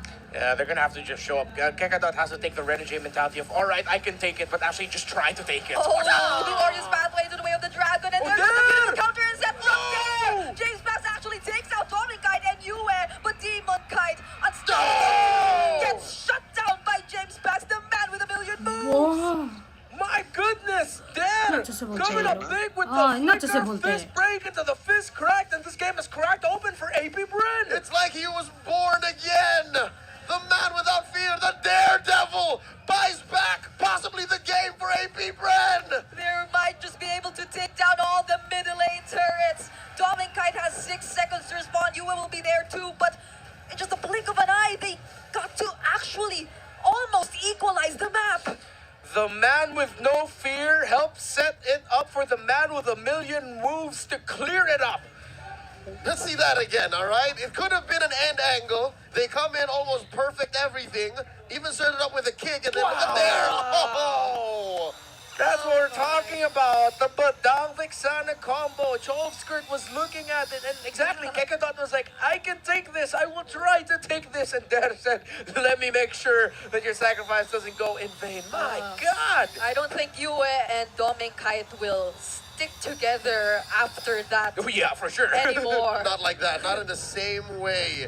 So suddenly, AP Bren pulling out one from behind, from under the sleeve, from in your ear. A trick that nobody expected. They shrank that goalie down to 1,000, and I'll be damned. Maybe this is a contestable lord. Yeah, they had Aurora looking over here when they should have been looking over there. When Dare has the flicker, I think you need to play it extra safe. But speaking of, they spot out Dare and take him out first. Oh, Dare God. No, she's back. But she's from behind. This seems like no silent kid. He's dancing around the members of Aurora. What? Demon Kite. No! Away. Edward goes next. That's 2 for 1. What is happening? AP Brad. Damn. Shizo should have been squished, but he survived that sandwich. He danced and he was making Aurora dance to his tune. Now AP Bren gets the second Lord of the game. Like a kid. Unless. Renegade with a sacrifice, but Demon Kite was a bit too late. Like a kid hopped up on Nesquik. He couldn't be stopped. He was just dashing over and over again. And it's all falling apart for Aurora. What's going on? I can't believe we're starting the week like this. Oh my goodness, now the Lord is in AP Bren's hands. I mean, I'm getting what I asked for AP Bren to show why they were so hyped up heading into the MPL. Aurora, they're one of the top 2 teams after week 1, and now Aurora are in the red, but AP Bren barely have any minion waves in the sides. It's only the mid. This is an evolved enhanced Lord coming in. Oh, okay, Dot misses the flicker ejector play, but Edward, can he sustain all this? That's bad. The damage being soaked up by Edward, but he sustains everything, and Aurora now goes for the counter play. Oh, the quick interruption, fist break from Dare, but the Death Sonatas are reaching him, but he's still too fast. They can't chase after him. Oh no, Dare, will he be caught by the Hitman? All right, the Hitman lets off. You survive for now. Suddenly Aurora are back in it. Despite that mid-lane siege, AP Bren couldn't finish the job. Aurora back on the offense. AP Bren should not have forced that. Kekadot missed his flicker ejector. He was trying to reach Domikai, but that was way too risky. Oh no, now there goes the better dash back once more. Renegade forcing James Banks to move away. That's the glorious pathway already expended by Aurora too. Habun Jingjing a little too feisty. There was no one to catch there. Reminds me of that very first glorious pathway he cast this game. All right, so far I think the key for both teams is to collect yourselves, regroup, because the past, 2 or 3 minutes have been high-octane, intense, back-to-back brawls. Not gonna lie, at this point I was already expecting to do the post-game analysis. I'm glad we're not at that point, that we're just seeing action. Again, Kekada tried to go after Dominkite. The moment he missed that, that was already worst-case scenario for AP Brent. Well, to be fair, worst-case scenario was them getting wiped out and losing the game. That didn't happen, but That's where you see the lack of MPL experience, I guess, because they had nothing in the side lanes. They really thought that they could force and end it with just that push alone. Yes, they were able to actually bring the base down to like 60% health, but again, that's a way too risky. Think about your side lanes first. Yep. And James Banks just swapped items too. He had a Winter Crown earlier, but now he's on the Queen's Wings. So it's just oh, there you go. He picks it up again. He can start juggling. He's juggling starting items juggling now. Just keeps up the economy and then just buys what's necessary. Yeah. So far, that's what AP Bren are doing, Renmar. I think they're listening to you. They're trying to get some side lane push in, so it's not just all about the all-in. But I get it. From where AP Bren is standing, that's the first time in like, what, 15 minutes that they were actually on the offense. Yeah. So they needed to really just get it in there, because, again, Kekadot needs to be in the driver's seat. He needs to set up. I mean, we're approaching 18. We're nearing the 20-minute mark, so the death timers are aren't going to be that short anymore. They're That's actually going to be very, very long. That's so. a Mega Lord Mon right now. Yeah. I wonder who's going to be the first to check that Shrubber on the mid. If AP Bren can find Yue, that's best case scenario. Oh, concealed by Kekadot, setting up the ejector on Edward. Okay, they decide to go for Edward, but he is going to be tanky. That's the Glorious Pathway 2, slowing down some of the members of AP Bren. Yeah. So, resources here and there being burned. An episode of hesitation from both. Oh! But this doesn't feel like any sort of hesitation from Kekadot. Edward this time around doesn't have the Glorious Pathway, but there's a counter setup from Renegade. They pick off Dare in exchange of Edward. 2 XP laters once again. But the minion waves, Demon Guys clearing in the mid. That was a great bait play by AP Bren. They baited out the Glorious Pathway and feathered airstrike. Then they repositioned. Then Kekadot went forward. He didn't use the unstoppable force in the last scenario. He just used the conceal, showed himself, used the ejector, and nothing else. That's why AP Bren find themselves in this situation. Hey, Demon Kite, he isn't here yet. But that's a successful zone from Aurora, unless... They're still holding on this Lord. Okay,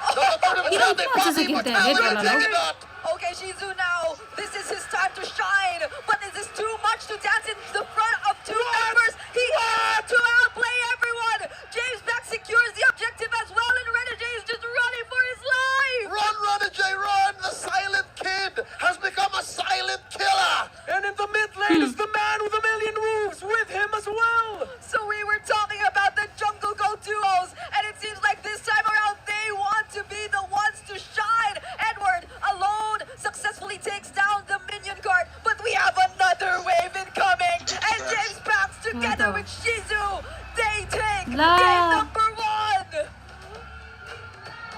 Huh? AP Bren's first game win in the big leagues. Welcome to MPL Game 1. And that was an emphatic win at that. Losing majority of the game, turning it around. The silent kid popping off in 2 key moments. There, saving it in that siege where we thought Aurora would end it. The man with a million moves with a crazy KDA and Kekadot popping off alongside Chove Skirt. This is why this team was hyped up. All right, let's not forget that we would not even be here if it were not for that $1,000,000 fist break combo by the Daredevil Dare. The man without fear. Because the game would have ended right then and there. Yes, but it didn't. And it just kept going back and forth between these 2 teams. But it seems like every single decision made was something that the other always took advantage of. Wow. Just wow. Wow. Oh, I am speechless. Man with a million moves. That's the MVP of the game. I believe he only had 1 or 2 deaths in this one. His final KD 7-1-7. My God. Last name Panks, first name James. It was a normal Suyo game until he was just checking all the boxes. Again, for them to have come back this game, it was a grocery list of things to do. And he checked out, I'd say, 95% of that. Oh my goodness. I get it now why he said it's showtime. Yeah, it's showtime. Showtime, James Banks. And he really showed up when they needed him to. It's not the highlight man with a million moves gameplay that we're used to seeing him pull off in the MDL, but it was like the James Vance, can you please show up when we need you to? And he just said, okay. I will. A lot of people are going to look into the performance of Shizo, Dare, maybe even Chovskirt here because he got to come in the clutch with some key Eternal Guards and Deathly Grasp Terrifies as well. But this was the main turnaround. Yep. Once they baited that out, it really looked like AP Bren were ready for that play to get called.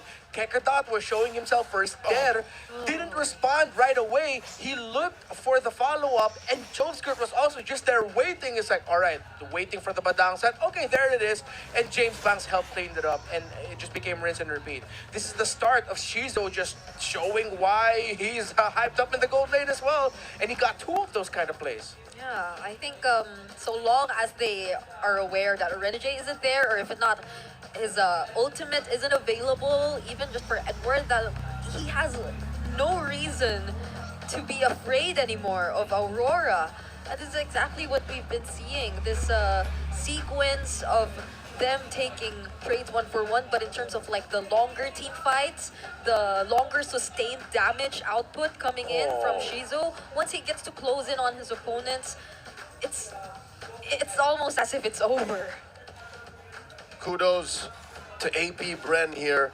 Starting strong, holding out, turning it around, and getting the dub. I guess it's time for us to pay the piper and get down to brass tacks. A lot of disconnects from Aurora. Yeah, eventually. I think it's... they started to feel what they... Yeah, honestly, at this point, that's all I can do. Is like, they just started to feel what they should have felt in the early game, but AP Bren couldn't pull it off, right? He couldn't get it. And so then Aurora was just like... Eventually, they were surprised, like, wait, I thought we were past this point of Kekadot, Chovskirt, and Shizo being a worry for us. What's happening here? And then once they started to feel what should have been the early game for AP Bren in the late game where they have hella items and even crazier amounts of burst, they were just left, Like, 2 minutes ago, you couldn't even get out of your own base. Why am I stuck in mine? It just felt like they always were trying to make ways to show us why their lineup works so well, the synergies that are within their lineup, and a lot of it were led by either James Pax or Kekada, really. Like, if it weren't the ejector plays, it was really the way they are able to cut off Aurora from trying to take advantage of the unsuccessful burst downs or pickoffs from AP Bren because of there. Yeah, and speaking of the cutoffs, again, in the very final play where we saw AP Bren win in that Lord fight, it was Chovskirt who, yes, he was kicked by Renegade. James Banks decided, I'm gonna leave you there.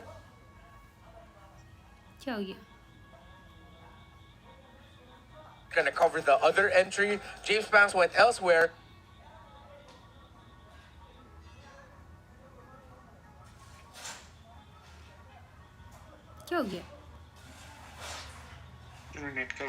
But the moment he was out of the crowd control lock animation, he dropped down on an Eternal Guard and Cursed Blast that actually blasted down Dominkite and, if I'm not mistaken, Demon Kite as well. There was 2 members of Aurora that Chovskirt got the catch before eventually, after he got stun locked. So Chovskirt, again, coming in the clutch in that one. Yeah, this feels like a way more comfortable game for Chovskirt compared to where we saw him last week. It seems like they're able to work together. That's more. I think a lot more. I think that's what's important right now from AP Bren. They're able to build a lineup which allows them to work together. Unlike last time, which felt a little bit more individualistic in terms of approach of doing certain things by yourself without entirely relying or waiting for your other teammates. Something tells me you just gotta push AP Bren to the limit. Like, you just make him feel like you're about to lose. Do or die, get something done right now, or else we're going to game 2. And that's what happened, right? Yeah. And their coach is the guy who's done that for a majority of his career. It's Coach Macbeth. It's the mentality of the, again, old Omega timers, the old version of execration. It's like He's just taken over like what worked for him in the past with the new younger squad. One hell of a lesson to share on over to the next generation. Play like the old Execration squad. Play as if it was your last game and then turn it around and prove the haters wrong.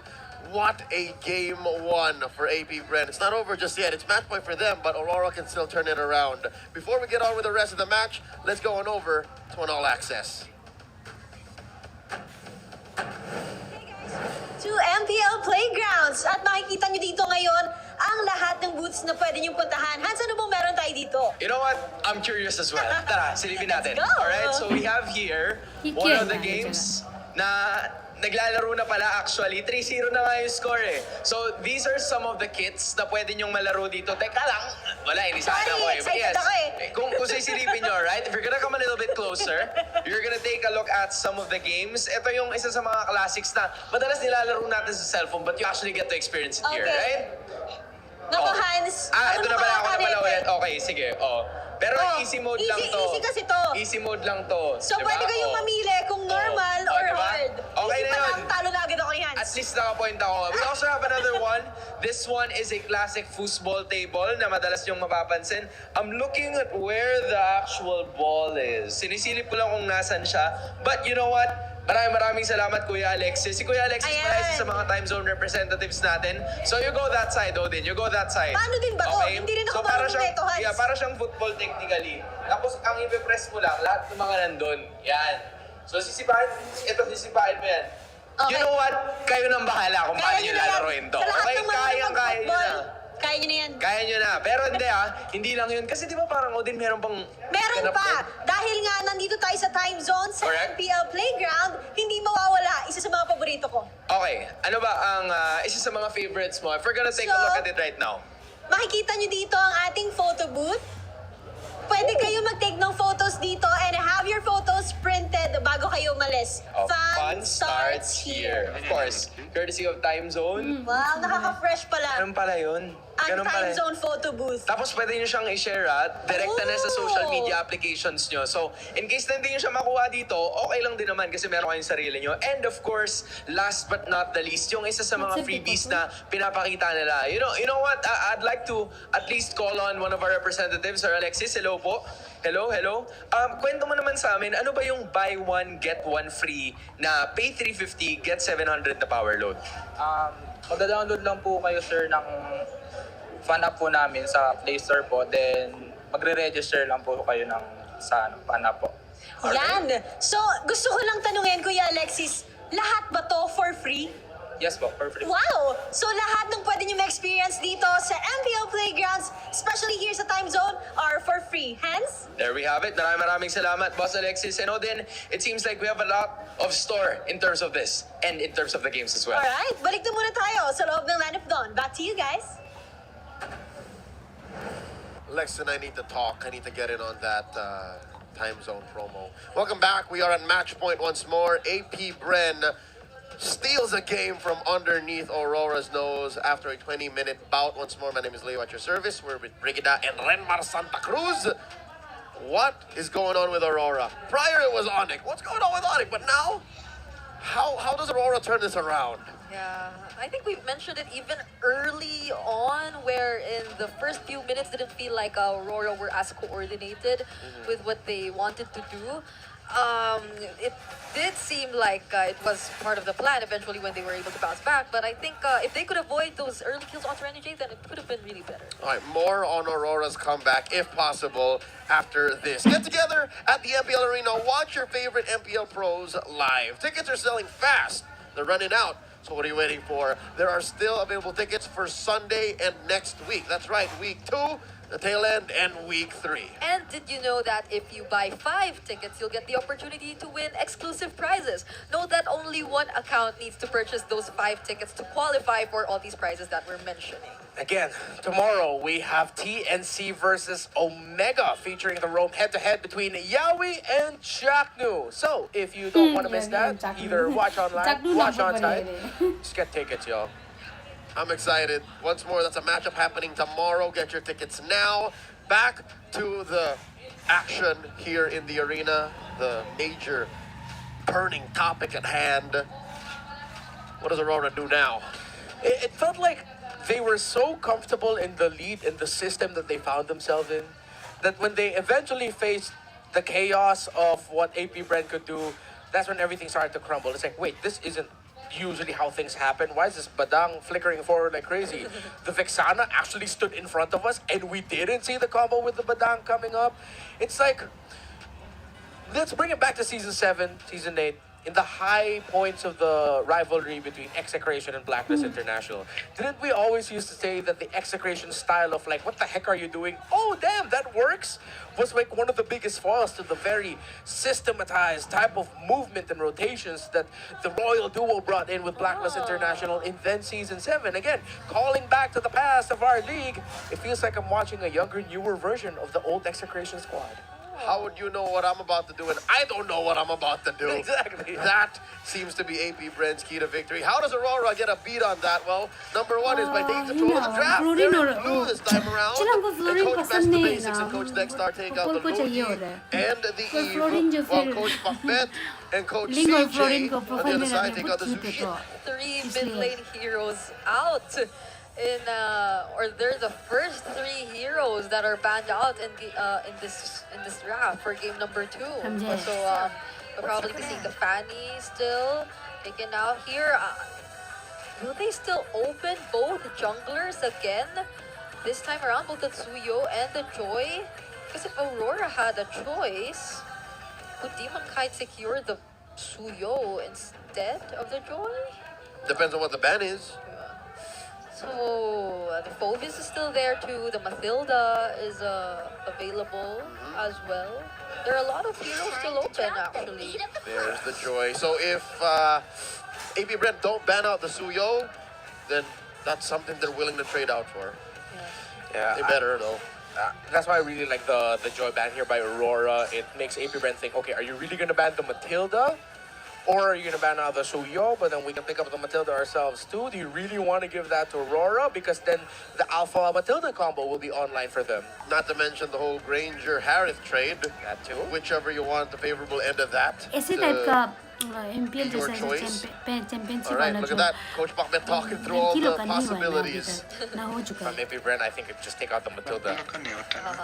You play around the trades, around the हो रहा है Suyo, ऐसा Harith, इसमें Granger. उसने promotion किया Look at था this full circle. This man used the draft against Bren and dropped them in the playoffs. Now he's wearing the very same colors. There's the Matilda, right? So, do you go Blue Yo? Yes, you do. All right. This is Suyo. So the Joy, no, there's no Joy. So the Granger, Harith, Whichever they like. whichever they like, Yeah. can be picked up here. Possibly, do they want to consider the Cho as well? Yeah, I think if I'm AP Brand here, consider the Cho and just pick either the Suyo, excuse me, Yeah. the Harith or the Granger. Be willing to give up one of the other to Aurora. Don't take the Aurora route and just going for yeah big ticket damage right away with a Granger Joy first 2 picks in the game in the first game. So if it's Harith Granger, that's a little bit too greedy for my taste, at least. What if they? No, they won't. Okay. They probably will now. Yeah, So- because I just said the magic words. Don't do it. Of course they'll do it. I What don't know do why I that know? always happens. Just like, oh, okay, they didn't do it. Good for them. Yeah, Okay. see, yeah, exactly. That's the right call. You go got the gacha, you block a potential early Farsa pickup. Aurora can go CC here, actually, as one of the next picks. And then they can go Cho CC, or actually, will they consider Moss? Granger. Granger, yeah. Granger CC, Granger Cho. They want to reserve one for later, but it's likely going to get banned out. Sure, बहुत ध्यान से खेलता है ना ये लोग Oh, it's a Phobius instead of a CC, right? There's a Harith. Now they can take out, or unless AP Burn wants to get the CC, but isn't it like, doesn't it show too much? Or it doesn't really matter at this Yeah, I think they don't need to rush the CC. They're going to be thinking about their mid laner or their jungler already. So you're off the board, they're going to have to go assassin, but you don't see your mid laner yet. So it's a उसमें tough जो Ben call. किया क्या लिखा होगा Here's the thing. If they alpha don't लोग pick भी a तो alpha jungler लोग here, भी तो अल्फा लिखा AP Brand होगा might अल्फा अच्छे be है putting into play one of their main strengths that's specifically unique to them. James Banks' unique hero pool. Oh. That's a Lucas. We don't know where that's going. Hopefully that's not part of the unique hero pool of James Pans. Too soon. Yeah. We just saw the King Kong Lucas falter, and the beast was never the same. All right, so going into the second phase, AP Brent batting first. Do they lock down mid? Do they block off US picks? Farsa still at large. Yeah, if I'm AP Brent, Valentina still at large. Oh dear lord. they should ban out the Valentina and then consider picking up the Farsa for themselves. Yep. I reckon. Yeah. So it's sort of them also having range within their lineup, because the way it's looking right now, they might be a bit lacking in terms of that, and they get to pick first after this, right? So they might want to go with that, the Farsa, now that they take out the Valentina. Yeah, because even if Aurora take out the Farsa here, AP Brent can just go Aurora as one of your responses to the Phobius and whatever the roamer might be here for Aurora. Right, I was wondering, it's like, why am I about to say Aurora again? I was referring to two different Auroras. And then at the same time, you don't need any more magic damage if you're AP Brent. What you need is a little bit more crowd control. Oh, you take out the glue was though, cool. so I wasn't even thinking of it's that. like part of Aurora thinking that there isn't an XP laner yet from the first 3 picks of AP Brent. What if AP Brent surprise and they actually go full dive? What if they go Faramis? By the way, that's Brent, one of the most loyal members of the Hive. It doesn't matter who's playing, as long as it's black and yellow, he's there. Yeah. Like, I thought he shifted over to the Falcon's Nest, Green like Falcons, a lot of the Hive members did, but Brent stayed loyal that one. Yeah, still here. Okay, so they really kept banning out XP laners. That's right. So part of them is thinking that Lucas isn't XP, Gatot isn't XP. They're closing up these gaps. Like, they're not sure. Nolan is still out there. Hayabusa's still out there. Hanzo's still out there if you're looking for a more... So pick your mid laner now and then pick the jungle pick for later, so you show what the Lucas actually is at the end of the draft, not now. You don't have to. Yeah, you don't have to. Yeah, उसको दम के More लेगा दे. traditional approach to this, unless Yeah, the jig is up this soon. What if AP Brent's just gonna go Faramis? Faramis or Farsa? Yeah, that's the thing, is if they Faramis now, Aurora might still find an answer in the 2 picks they have. Yeah. Okay, so they go Vex. So I'll just play it safe here. Give Chove what he was playing with game 1. Yeah, he was doing really well with that. And whoa, Vexana's undefeated so far this season. Oh, I mean, the follow-ups from Chove's skirt earlier were just so perfect, regardless of which roamer Keketot decides to use here. We aren't entirely sure if it's going to be a full-on initiator just yet, or is it going to be the Gatot? Keketot playing with the Gatot. There's the Hylos, Hitman special, especially from week 1. What does Yue rock? Ooh. Oh! This I actually like. The economy is on point for Aurora. Yeah, it's so well distributed, and we've seen a lot of aggressive Sicilian mid laners even in the early game too. So what does AP Brent respond with? And so far, nobody from AP Brent can actually find Yue for free. Even Kekedot has to commit. Yeah. So if we're thinking of junglers, is it gonna be an assassin for James Pans? Hayabusa. Yeah, I'm thinking the Haya too, but...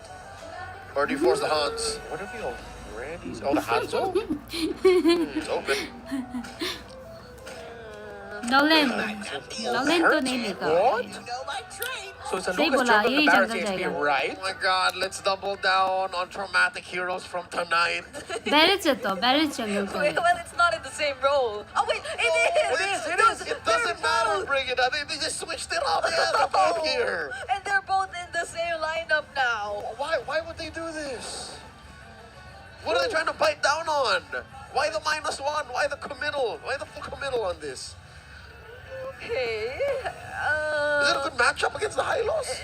I'm already thinking the Sicilian is the happiest out of everyone in this draft. Sure. Because he's just like, all right, cool, you get a Barrett, but I'm going to just be here and hit you from a distance. You know what Sicilian's worst enemy here in this matchup is? His mana. Yeah. His mana, and if somehow Ewan messes up the distancing. To be fair, we have to acknowledge that the lineup rating for AP Brent, it does favor them. They're very beefy, very meaty, and of course, actually, one thing I learned that Harrod actually skews a lot of the the lineup stats. Yeah. with how good Harith is He actually. provides so much to a lineup, but just the same, the concept is there. The math checks out. Despite the Sicilians' dead zone right in front of him, we're foreseeing this to be a great and easy game for Yue and the rest of Aurora. Game number 2, match point for the new kids on the block and AP Bren. One more. This game win and they take the series. It's almost a full melee lineup for AP Bren. Yeah, full dive again. That's why we were thinking that they might even consider the Faramis, but at least they get a little bit more burst this time around, and burst that you can hit from a safe distance. Good control. And Kekadot actually is going to be the main point of this lineup alongside Dare, because they need to really time their entries and make sure that they can reach Dominkite or Yue later on. This might be a little safer, a little better for the Barats, because it is a flicker Barat. So he can position himself in a weird angle, and then as welcome flicker, and then, get the confirmed -1. So makes sense. Kind of the same with the way they play the Jawhead and the Badang. So there are still multiple ways for them to engage. The same kind of follow-up coming in from Chov Skirt. It's just that James Pan this time might want to join a bit more when they try to start the fights instead of coming in late or being the main source of damage. It's still the same for the others mostly. It's just that James Pan kind of switch it up a bit. The last time we saw Barrett's EXP lane, what happened there was the Barretts just kept leaving the EXP lane as much as he could. That was Lord JM, and committing into rotations into the mid lane so that they can get an easy 4-man advantage, surprising their opponents. And so far, it looks like that's what they're planning right now. They actually want to give a little bit more farm to Dare through the mid lane alongside Chov Skirt. Double laning on an XP laner. That's definitely going to get him to level 4, trying to secure this first turtle spawning upper part of the map. Aurora first to the scene. Kekadot getting pushed back by Edward. Yue has poked down the members of AP Bren so well, but they still find their way towards Edward using the vengeance, and yes, the Detona's welcome, but he gets burst down by the evil Queller. Now that's a 1-for-1 trade so far. Kekadot's really low, and Demon Kite secures the turtle, but they still want more. Renegade going in, and Kekadot gets found by Yue. Oh, down bottom, Dominkite versus Shizo. Shizo's leaning hard into his early game advantage, especially underneath a Zaman force, and he's bullying the next standard right out the lane. 2 games that he did this now with this Harith against that Granger. Oh, here comes Yue. Can he find him? Looking for the fight down. Doesn't find Shizo. All right, the Sanguine Claws didn't connect, but that was a close call for Shizu. Props to him for being mindful enough, though. He's been doing this again. You mentioned it 2 games in a row, but it's still not to the point wherein he gets too careless of his positioning and unaware of the map. Yeah, you see, though, especially in the last sequence, how much Edward pulls attention away from Demon Kite. Because of him diving onto James Banks, it actually forced Dare to just look at where Edward was so that he can use his ultimate on the Phobius, which meant the turtle was free for Aurora to take. So far, Aurora stepping on the gas. Forced out underneath the glorious pathway for Vitalization. Kekadot in a charged up Wella, taking down Chove. Yue has been on point with those Sanguine Claws. Every single time prior an objective, it's either he catches 2 and then gets to bring them down to half HP or less than whatever damage he dealt. That already means a lot to Aurora, and now it was just so... It's such perfect timing for them. I mean, we did say earlier that Yue would be the happiest guy in this lineup right now. Oh no, but they spot out Shizo. The flicker's already forced out, but Renegade is right there to block his path. Kekadot trying to defend this turret as well, but that's 4 members of Aurora, and they might just get almost all of the energy shields from that tier 1 bottom. The Hitman making like the Wheelman, setting up the escape route for Aurora as they rotate on Turtle. Another Sanguine Claws connecting onto Dare, and Kekadot is really low, uses the AOG to escape, but now Aurora, they're chasing Red. Demon Kite secures the turtle, and now they're looking for blood. Shizu uses the Zaman Force to escape, but gets caught by the Sanguine Claws. Misses the second skill from Edward, but still, that's dominance from Aurora. He ain't there anymore. He's gone alongside James Banks, who has to constantly put himself in the way of harm. because that's the nature of this hero. Until he has the items to tank up, he's going to keep going down like Shizo underneath his own tier 1. Aurora now stepping on the pedal of aggression. Renegade on point with the rotations. You again! Kekidot doesn't feel too tanky, forces out the Revitalize, and they get to punish Edward. Unleash the beast coming in from James Pax. But still, US survives, but not for long. There's Strong Skirt with the Cursed Blast. And that's a 2-for-1 trade, but they lost James Pax. All right. Under regular circumstances, that would have been a very messy push for Aurora. But they're able to get away with so much given how much they have been taken down AP Brand in the past minute. They're up by almost 4,000 gold. And lane per lane, I think they're all up except for XP. AP Bren now feeling the wrath of a very aggressive and ticked off Yue, yes, of course, we've highlighted him already a fair amount. Again, Sicilian is so happy here, and he's been on point with the Sanguine Claws and the Bat Impact. But another one I really want to highlight here is Edward has just been a menace. He's maximized, especially the last big team fight that we saw. He used 2 Dark Waves perfectly. A Dark Wave just standing there, and then another Dark Wave with a flicker as well. It really just goes to show how much of a problem this Phoveus is. And when the Phoveus from afar is getting a lot of supplemental damage from the Granger, from the Sicilian, then Edward, alongside the Sicilian, is the happiest guy in the lineup. Yep, this feels like one of the most significant changes in terms of the draft coming in from Aurora compared to game number 1. This time around, Shizu actually has to think of someone.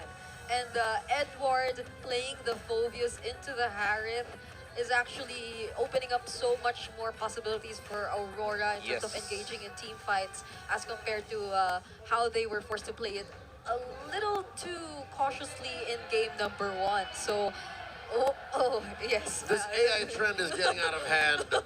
That's AI? Yes. 2 of these pictures are real. Yeah, only 2 of them, right? Moving on. About 40 seconds until the game resumes, and congratulations, you two. Here's the thing. It's not too late just yet. Did he say yes, or is he... Did he or did he not? I think the other guy's blushing. I think he did. All right. Here's the thing. I don't think it's too late for AP Brent. I think AP Brent can still... Yeah, confirmed you did. Yeah, I think AP Brent still has it. It's just... Maybe if they can pull it off. But he doesn't have the right hero. Yeah. AP Brent... It's more single. It's more single target. Well, they're unpredictable like that, so I wouldn't like entirely. That's right. Count out the what they're capable of. Even they don't know. Exactly. It's possible. You're right, Brigida. Yeah. So I don't know. I'm just waiting for everything to unfold. But as it's looking right now, still Aurora clearly in the lead, and unlike game number 1, they're much eager to convert objectives early on. So control might be going into their hands a bit more early too. Amazing lead. Sorap kilega especially for uska gold lane. बाद That's ये match almost में जब 2,000 एक gold 30 between minutes का break देगा Dominicite उससे and खेलेगा Shizo. हम And this time Dominicite ain't playing halfsies, man. He's rocking an early Sky Piercer.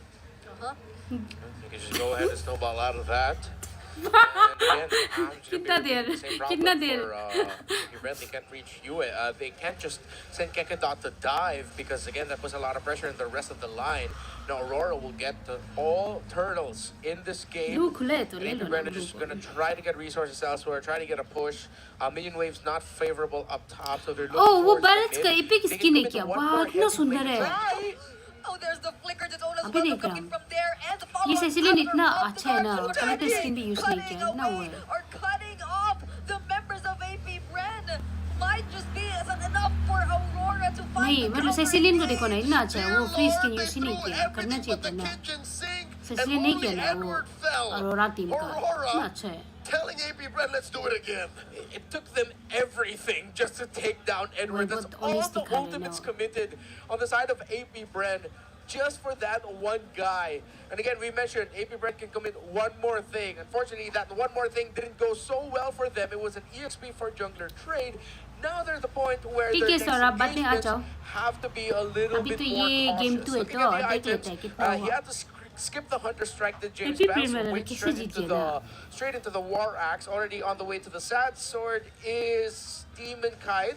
Sicilian only has the glowing wand, surprisingly enough. He's really maximizing the crowd control he has. And in terms of the gold laner, only 1 item for Shizo, while already 3 for Domin Kite. Oh, that's the Daytona's welcome. मेरा Used to fluorine का तो escape विनेट बहुत care from करते हैं there. दिमाग खराब हो रहा है And this is the way you like to see Aurora playing. Very focused on the objectives and rotating fast enough for the enemies to not keep up. This is the way. Demon Kite stole the orange from James Banks. So James Banks is starving right now. It's not like the Lucas is doing great anyways. It's just all the more worse for AP Bren. Yeah, he's sitting on a 3-3-1 KDA. I think they've been more involved in the fights that have been happening across the map. But for majority of those fights, it's been Aurora winning them out. So I don't know if AP Bren still wants to contest this. They tried to go for an engage earlier. That was the Daytona's welcome and the AOG follow-up. But once they commit everything in, it's so hard for them to escape. For their own good, I don't think they should contest. And Aurora knows that. A blitz take here. Well, take it on James Banks. Check it range. AOG! Oh, they do not contest, but they still want to look for the kills. UM will be the first to fall, and the rest of the members of AP Bren are trying to run away because Keck and Dot, as well as James Banks, are but they can handle it. They can deal enough damage, and they take out 3 members for 2. James Banks, he bumped into the wall. That's why he couldn't complete the kill there onto Demon Kite. But Aurora still got the Lord. They can march forward with 2. With how much they can get, that's the biggest question, as the members of AP Bren will be a full 5-man in 3 seconds. Again, none of us on desk ever said, hey, if James Banks can bite down on the 3 of them and kill them, that would be a comeback for AP Bren. They did just that. Again, it rings true. How do I know what I'm going to... How do you know what I'm going to do if I don't know what I'm going to do?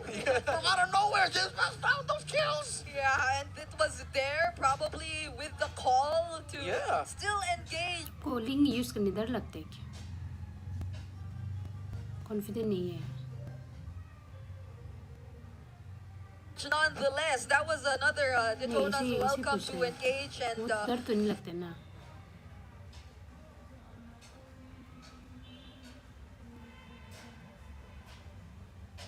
of you again coming in the clutch. हमें Up to the lantern for the Granger, already up to the Sea Halberd. Yeah, that's why Joe's going got blasted, man. What's next? That an endless battle? Yeah, it looks like an endless battle with a ogre. Disgusting. This is as good as a double poke lineup can get. You have the glorious pathway. You have the consistent body in Edward, and then here you go. Oh no, Gekadot won't be able to cast the AOG. He already pressed it, but the damage was too much from Aurora. They didn't let him go. Yeah, this is one of the key signatures of Aurora, the Suyo Granger.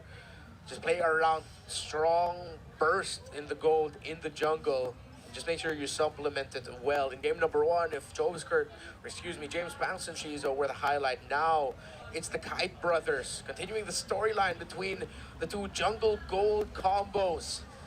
But will Aurora slip, just like they did in the previous game? Or will AP Bren just concede and then eventually be forced into a game number 3? It would be a shame if Aurora drops this lead here. It's a strong 5,000 gold as they start up the Lord. Lord now down to 4/5 of its health, taking out mid-range. So are James Banks alongside Dan, who does have his flicker online. All battle spells up actually. नहीं मतलब वो cute वाला शर्म ना blush वाला शर्म वाला हम ऐसे नहीं करते हैं ना नहीं हम ऐसे नहीं करते हैं ना तो मालूम नहीं है क्या हम कब का छोड़ दिया कल इतना लंबा एक्सप्लेन किया तो हम नहीं करते हैं ना इसका ऐसे धंधा नहीं करते धंधा बहुत ना खराब है ना ये अल्पा जो AP Bren have barely crossed the river. In 12 minutes 45 236 stacks already onto you. It's not going to be an easy defense for AP Bren.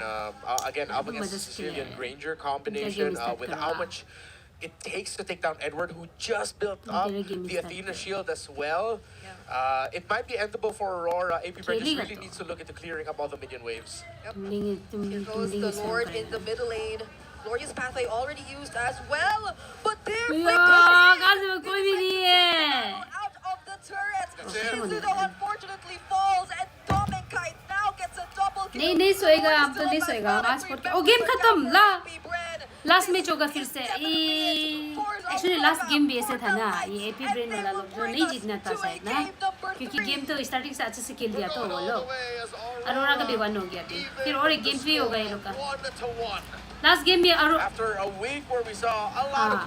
Last game भी अगर अरोरा लेने से तो अभी गेम खत्म ही हो जाना यार फिलिपिन आदमी लोग इतना सुंदर है ना This time, maybe Bren, though, felt the wrath of Aurora, and Aurora was part of the did not slip. Back-to-back bangers here on the opener for week 2. And we're still coming up to our reputation as the strongest league in the world. Week 2 into a new era, and it's still unpredictable. Again, past the first series of the night, I already regret doing my prediction videos. And yes, that's right. Everyone who's commenting there right now, my feelings are hurt, and I should stop doing it. But regardless, I do not care. Now, moving on. MVP performance, I'm going to say it now, by the last Raider. Or the Hitman. You're right. You know what? Renegade didn't die. Or you. So I'm not sure. Oh my God. I'm not sure anymore. Okay, let's find out who it is. Ah. Of course. Why would I ever doubt my heart? And again, it's with the high loss on 1-0-17 this time around. It's a bulletproof Hitman that we got to see. And yeah, I think that's one of the things here that I think countered AP Brand that they didn't realize so much. A simple revitalize. Actually just allowing Aurora to survive longer than even AP Brand really wanted. And just looking at AP Brand's lineup, the Glorious Pathway ruins everything. Like, if you choose a zone to fight in, all that Renegade has to do is Glorious Pathway, and then you have to think twice about, we spent all our ults, is that worth it now? Yeah, and it's not even a Glorious Pathway that's so honest. It's like, it's in front of you. It's coming from different angles. It's cutting off the entries, or it's really just cutting out the exits as well.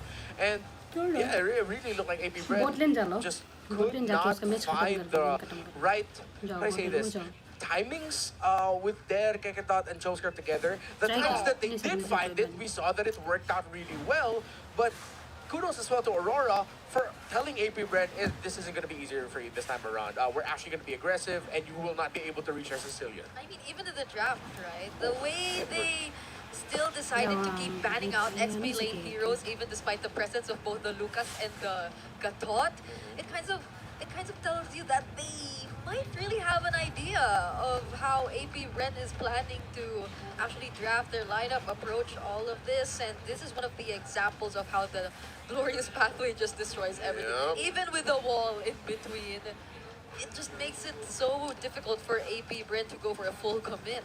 Great point, Bridget.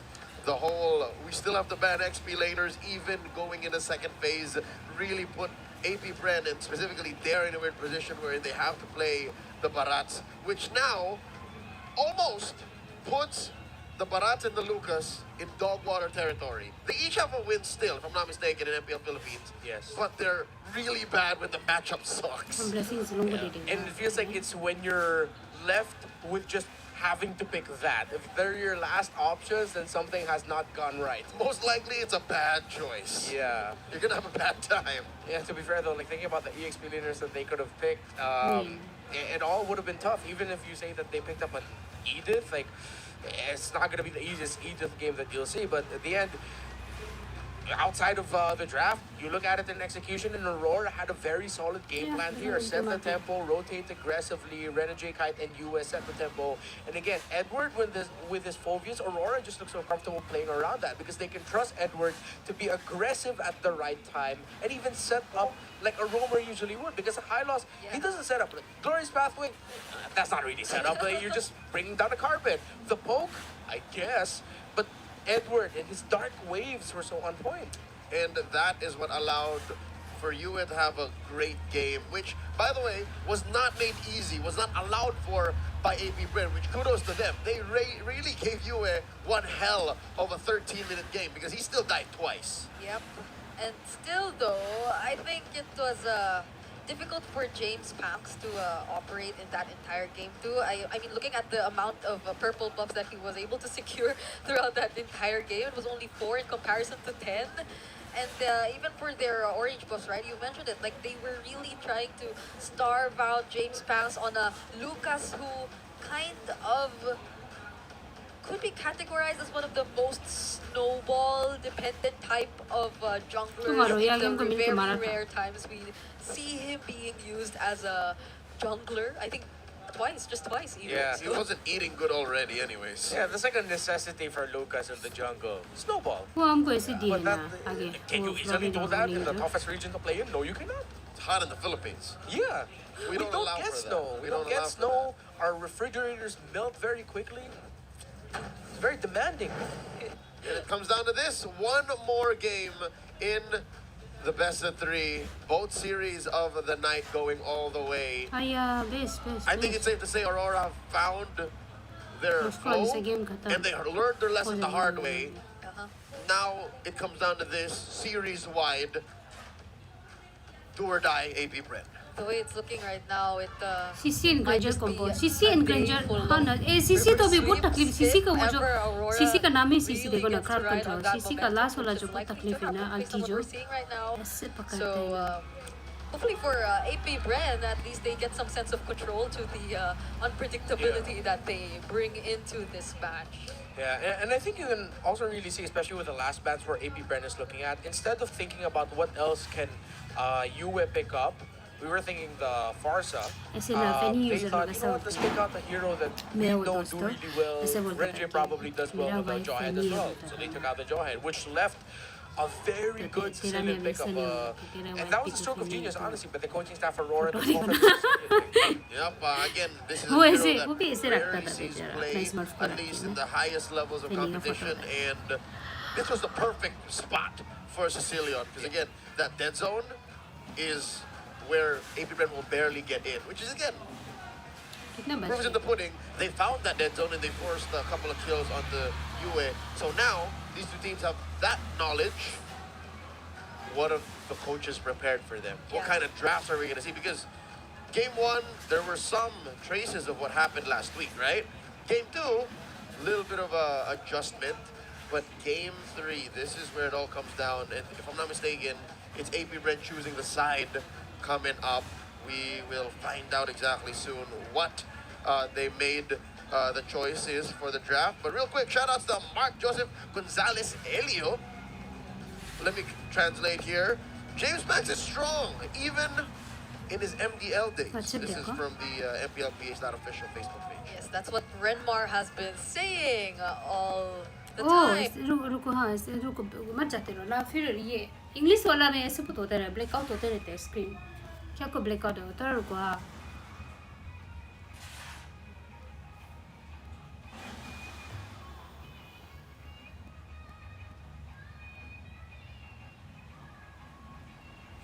देखो ना blackout हो गया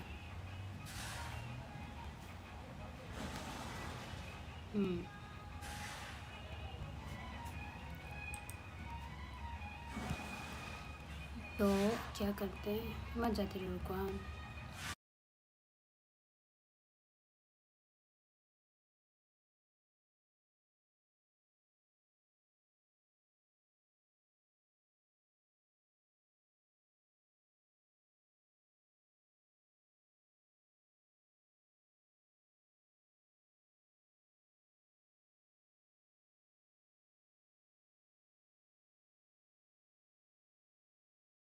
maglaro din sa MDL. Oo nga. Eh, speaking of mga babaeng players, meron din tayong ये blackout हो गया इसलिए So, अभी happy cast उसको International Women's Day tomorrow naman. So, i-message nyo inyong mga friends na nabag-message ako bukas sa... Oo, sige. Matik yan. Ayan. Gusto mo mamaya, 12 midnight. Sakto. Diba? Midnight na. Ito na, game number 3. AP Bren naman yung blue side. Game 1, AP Bren blue side. Game 2, Aurora blue side. Panalo. So dito, for this series na lang, kasi masyadong pag nanalo dito yung AP Bren na blue side, ibig sabihin may something sa dalawang teams na blue side. Correct me if I'm wrong. Kasi dinamay ko lang kayo sa blue side. Sa series na to, blue side, Sino nanalo? yung unang series ng medyo Parang blue side nga rin yung lahat. blue side din, no? Parang blue side nga lahat. Wait. Ooh. Hindi, kasi first game, Kaya liga dyan, first hindi game, dyan tayo sa blue mata. side. Tapos nag-1-1-0, nag-1-1, Onyx lumipat ang blue, nag-1-1. Tapos, sila Sarap ulit. nila. Pero, ऐसा लग रहा है वो जब हम लोग होते हैं ना टाइम भी वाला क्या है उससे घूरते हैं ना रोलर So, कोस्टर dito ऐसा वाला लोग में magkakaalaman kung paano nga ba talaga. हल्का So, सी नहीं for आते trend करते is if जो you पूरा are the पतला blue हो जाते side, हैं ना ang ऐसा फीलिंग आ dito रहा है sa series alone, first pick is si Soyu. Tapos parang kinukuha na lang sa blue side dito si hindi nga yung Granger kasi napunta sa blue eh. Iba yung kinuha nila. Naghaharin sila. May ano na eh, may sagot na sila. Coach sa Master the Basics doon sa Harit ni Shizu eh. वो गोल collector skin ने देखा है Exciting ating magiging ये दिखाओ तो वो May लोग भी hero ba kayo दिखाएगा na gustong makita for game number 3? Huwag pinatanongin kasi si Lina. Oo nga eh. Wawarningan na sana kita eh. Pero, Kaya ka pala naka-purple. hindi, for me, Hindi, siguro ako na bukod dun sa mga marksman na nakikita natin, at saka sa mga वाह gold laner. मतलब बहुत Kasi शुरू ना हुआ nakakamiss है yung 8 बजे से खेलूंगा और कितने के बैंक्स आ जाओ 8 बजे में Hindi ako kung sa nagkakamali man ako or hindi.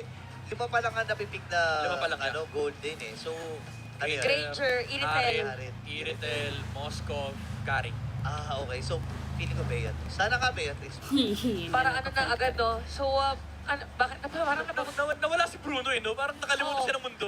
Noong nga May time na... nag-exist palang Bruno. Oo. Kasi nga, sabi sa isang kanta, we don't talk about Bruno. Pero kasi nga nung mga isang malaki nating international tournament, pag na-open si Bruno, Game 3 side selection update AP brand picks blue Wala.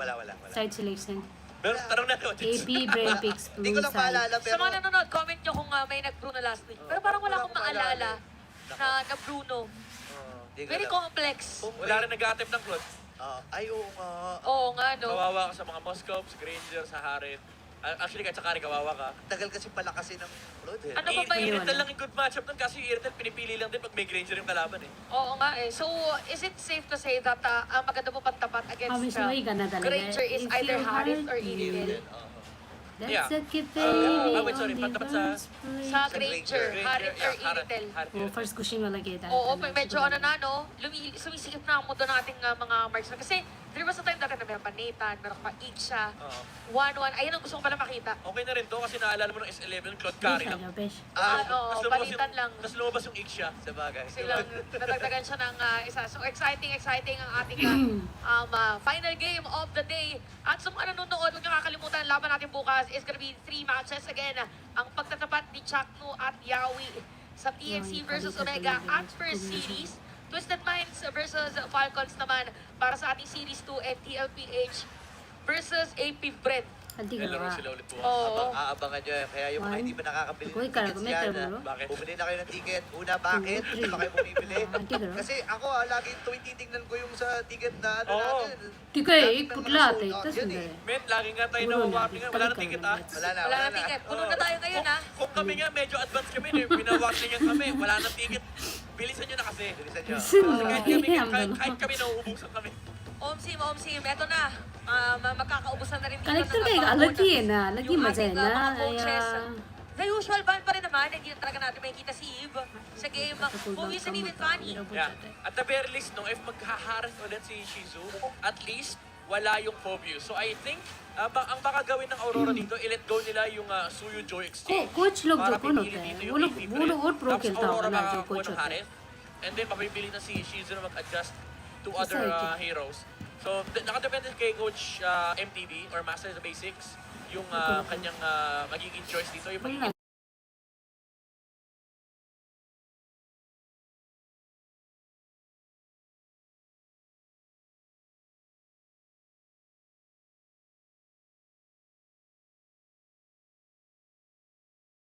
As game number 1, and in game number 1, AP Bread prioritized the Suyo. Will they change things around and अब यार surprise booth से and निकल के suddenly वो become the करना choice? Aunty कर They will not. तो काम 3 बोलेगा To be fair, they were winning a majority of the early game in game 1. Yes.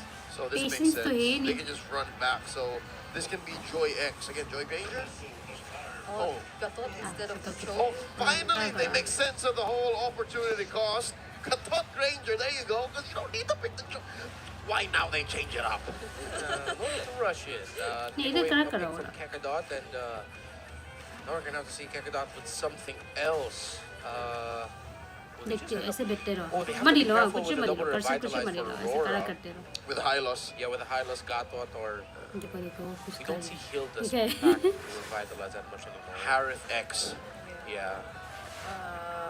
I mean, they can save ये मेरा coins take it वाला off coins for को कैसे later. आता है ना There's still coins नहीं आया the shake or the दिखाई draw they head, but they they pick it up for the first phase. She's running it back. Yeah, it's not the same ये order, coins but so far the एक नहीं same वाला वो picks. कैसे In दिखाता the होगा team मुझको number one, पता ही you नहीं picked चलता up coins down एक in नहीं the हुआ first वाला phase. So Now HP Joy, right? they low can still pick it later, however, because their Joy is very much PC likely to fixed be position picked by Aurora here at this point, unless 98%, 99% M- chances. के Joy. MLB If ना not, team not best going believe Coach Bakbet नहीं can't समझा रहे press आपका Joy question band enough, fast enough. Like just नहीं इसका जो coins आता है ना गोल खरीदने वाला उसको they're कैसे going आता to... है What is it? They're taking their time. whoa! Ooh, they go for a swerve. Camera है They go for display aggro, close range नहीं poke दिखा at the रहे center of the map. That's नहीं a दिखता है got the catch a rope. I would say Like, 97%. There's nothing to steal yet, though. Yeah, interface में होगा I think शायद Aurora already thinking ahead and looking at potentially a. That's usually a block on a Lucas, contemplating a threat to not pick up a Farsa or a Vixana. Usually when you see a नहीं दिखा Valkyrie रहे ला हम in क्या the spot. करेगा ना So that's something Aurora's already keeping in mind. Do Aurora start batting out explainers? गोल गोल एक तो बढ़ गया बोल के नहीं Still दिखाते there, बता the में Madame. Oh, wow. देखो ना मेरा वो गोल को Okay, 10 but they plus ban out the Farsa even though they have the Valentina in their hand. So there has a lot of options. It's the CC Badang still available for there in the XP हाँ ये lane. Bush से आके करो If ever they want to go for a similar route to हाँ game number ये कर 1. दे How often does this happen, wherein you pick a Valentina Wag na. blind with no ults to steal just yet? How often does that pay off? एक I T think the को Paramus छोड़ is के still लाठी but को I think they want to pair up Burst mid laner again. उधर इधर with करा the करो draw head lineup that they're showing us so far, right? मेरा इधर आओ 100% Aurora already thinking ahead of what Kara, AP Brent are kara, going to pair it kara. up. So we considered an alpha for Aurora and AP Brent take it रुको, रुको, away. रुको. So if they commit an वो alpha समझो ना, हम joy, जाते तो range there's में, one more निकालो ना। jungler that deals वो a समझे। lot of burst damage. The Nolan will also still be available for them. So if it ends up becoming another सुंदर Joy है and ना? Vixana combo, actually the Valentina stealing away the Eternal Guard, or maybe even the Unstoppable Force just to be able to dive, although that'd be way too risky considering there's a Harith there. वो इतना सुंदर है I'm seeing it now. I like रुको the वहीं पे रुको Valentina. वहीं पे Again, रुको वहीं पे suddenly, रुको it's a very surprising pick now. AP Brenner overthinking, I feel like. It's kind of limiting. But we don't know. Again, conceptually, there's a logic to it. There's a rationale. But जाते हैं until we get into the game and see the payoff, then we'll know. Hilda ban for Aurora, so there's 1 XP taken out. What could they be planning to pick up in the jungle? Hayabusa still out there. Yeah, possibly an assassin given the Hilda ban. Haya Nolan. Yeah. Nolan But- earlier. Joy's still open, by the way, just in case. Yeah, that too. AP Press not falling for the ये trap. मत करो So, well, I mean, Aurora, they can. Aurora's gonna pick up the CC Yeah. probably at 4th pick. So they'll get an XP lane, but that's the Badang still नहीं हम available बाद for में there. इसको खत्म कर देंगे और एक राउंड होगा Pretty शायद much okay with that. There she is. They still ban it out. Nolan's available. The CC you mentioned, or Yeah. CC Nolan, I feel like the last 2 picks for Aurora. Although they can consider need a bit more magic damage in this one. They can go Edith in the EXP. Yeah, would that be enough? That's one of Edward's signature picks since time immemorial. I think go for Nolan first. Okay, they're saving Edward for last. Rapey Bren, what mid laner are they picking up? Is it still the Vexana? And is there at least one ult for you with the steal? Yeah, or the Pyramus so that he gets the realm of his own? I'd like to see them pick up the Vixana. Yeah, they're giving up an ultimate, but at this point, they might need to. It's the right choice. It's the right choice. It's not what you want, it's what you need. Yeah. Then for the EXP lane, you also block a potential Edith pickup surprise for Dare. They already have burst in chunks. Hey, yeah, they might just end up picking up a right? Oh no, CC. All right. Of course, right, yeah. So that's at least a favorable matchup for them in the EXP. Regardless of what might come out from Edward here, but then there's a lot that can. The Hylos is still there. The Edith you mentioned. Where's the Badam? Yeah, that's surprising. With The priestess of there's Edith, because there was Edith eventually. So just one ult for Yue. Yeah. It's go big or go home. Wow, आपका ये Interestingly क्या? enough, that's the lineup of Baby Bread. Is go big or go home. Get your pick-offs around the हम तो नहीं jawhead बोल with the सकते Vexana favorite team combo, अच्छा खेल दे रहे हैं जो or nothing at all. While अलग से ये लोग ना बहुत मजा से that Aurora ओनिंग has वाला भी तो more than इतना one अच्छा tool खेलते for a हैं ना longer ओनिंग वाला engaged कैसा team है fight. Again, that's always owning one of का the strengths अगेंस्ट of कौन an था Edith. If you don't handle her well, Falcon surprise, था your Falcon team fight will Jeet get turned around in front of you because of a first full match stack तो Edith फल्कन primal हार rank. जीता There तो we have हम पर seen उसको the नहीं last देखा Raider मिस किया Demon ना Knight do उसको amazing भी things कवर with करना the पड़ेगा Nolan. लगे And with the help of the MVP of Game 2, Renegade and the Katot, we can expect great things. So, one more look at these drafts and, of course, the index. Aurora's down again. What's more, is this the numbers on the Harrod just pumping everything up? I feel like it, yeah. Although, They do also have the CC with them. yeah, but like if it were just sustained and all that, Yeah. you give it to Aurora, but like the early to mid damage department would probably favor AP Bren. It all comes down to this, ladies and gentlemen. One last game for the night. Who's going to take the dub? A reverse sweep by Aurora, or will AP Bren finally reintroduce themselves in the big leagues? Oh, Chovskirt Poke down to half HP, and as we're seeing it right now, Keketot's just helping James Pax really farm fast. There's a lot of crowd control also though on the side of AP Bren, but in terms of their damage, it's very dependent on the Vexana and the Harith together. But if they can change their crowd controls at the right time, it might actually be very, very annoying for Demon Kite and Renegade to deal with. But again, just looking at the fact that there's a Granger and an Edith on the other side for Aurora, it's tough for AP Bren.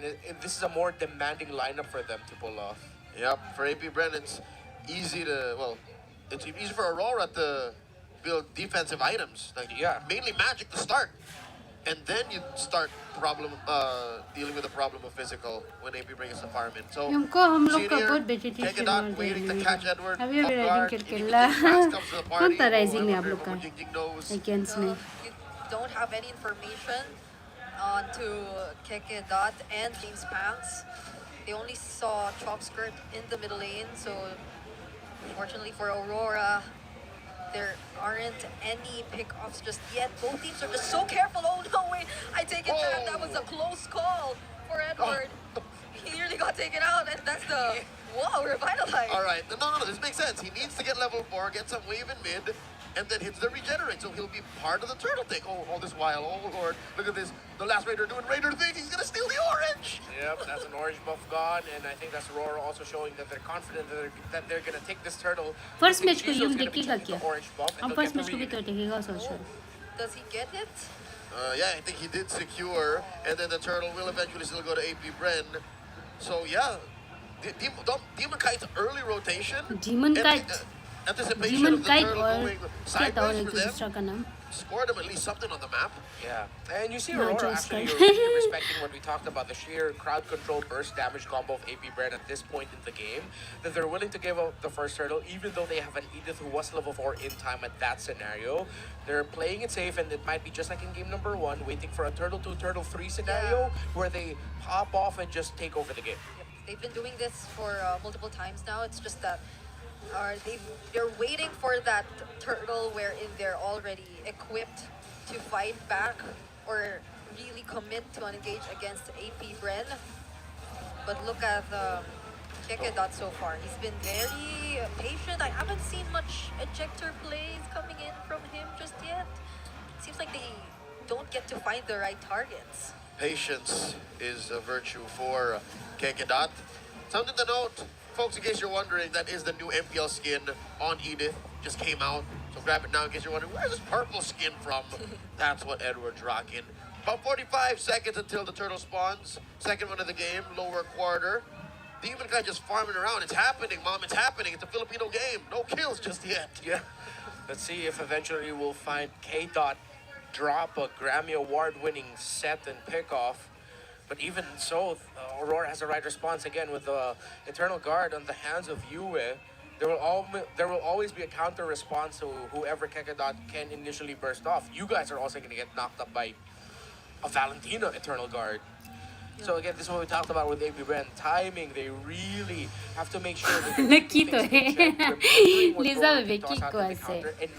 Lakini na skill din na skill od ni se hum log जीत जाते हैं हमसे जीत Kind of tells you that they are willing to let AP Brand start the turtle. Demon Kite has just taken his orange buff, but they nonetheless are positioned. Renegade and Edward, they're here, they're ready. It's looking like a counter. Take it, the flicker by Kekedot. They go for Edward, but there is the AOG from Renegade, and now Kekedot can no longer go back to his teammates. He will be the first to get taken out. Shizudo, there is the response from him. Using the Salmon Force, but Kite with the free hits, just tossing those bullets, and there might be next the flicker from Yue as well, dodging the curse blast, and they will still be the ones to win the fight.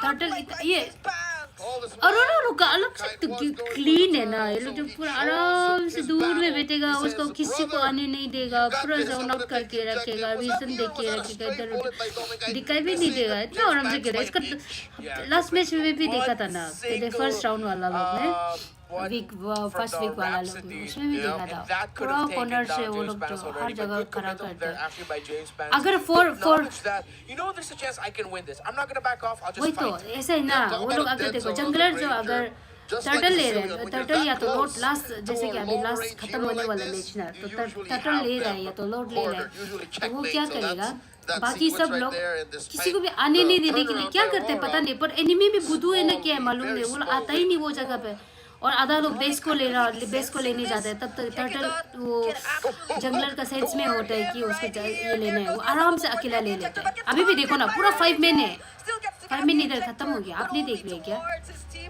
There's the AOG also landed towards Shizu, and right under the turret, he won't be able to sustain the damage of 5. The silent kid will not survive to save his tier 1, but all this while, look at there, he's up there, pushing, takes tier 1 up top. I was surprised that Shizu actually committed to trying to get the minion waves for defending that. The moment he saw that there were already 5 members of Aurora spotted out by King, he should have already been on the way back to base. He shouldn't have stuck there any longer, and he gets picked off. ML खेलना तो मत छोड़ो रे देखो हम बता रहे अभी एमएल छोड़ेगा ना कल को बहुत पछताएगा बहुत आदमी लोग मेरा दोस्त लोग अभी ऐसा हो गया एमएल खेलना छोड़ के अभी वो लोग वापस कमबैक करने के लिए वो लोग को बहुत प्रॉब्लम हो रहा है क्योंकि बहुत कुछ चेंज हो गया तो ऊपर से इंडिया में भी आ गया इंडिया में अनबैन भी हो गया हम लोग को मोबाइल लेजेंड्स का कारण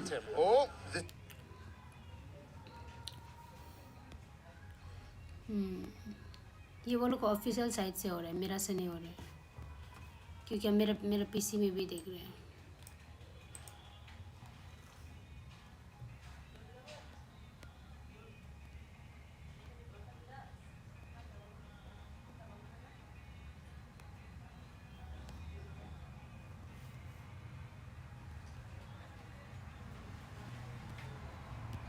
For them to finally decide to engage, but there goes Kekedot. He won't be able to set up anything for his team because he gets taken out first. Yue, Dare's trying to look out for him, but it's James Pax that matters for Aurora. He gets taken down next. Dare, he will be receiving the Death Sonatas, and that's a flicker from Dominic Kaitu, just making sure that he goes down, but he's been dancing around. Wow, देखो ना कैसे एक तो खेलते ये लोग. And he gets taken out. What dead zone? Dominkite flickers forward just to confirm the kill onto there in the face of a 2-man gank squad. AP Bren did not see that coming. He sidestepped the Deathly Grasp too. Dare was pulling Dominkite into the range of Chovskirt's Vixana. But just when I thought Dominkite would get caught out by a Deathly Grasp, he went back a little bit. It was a fade away Death Sonata at that, and he got the kill still onto Dare. I think they call that an FDS in the business. About a minute until the Lord spawns lower quarter. AP Bren catching their breath. James Banks now has his first death of Game 3.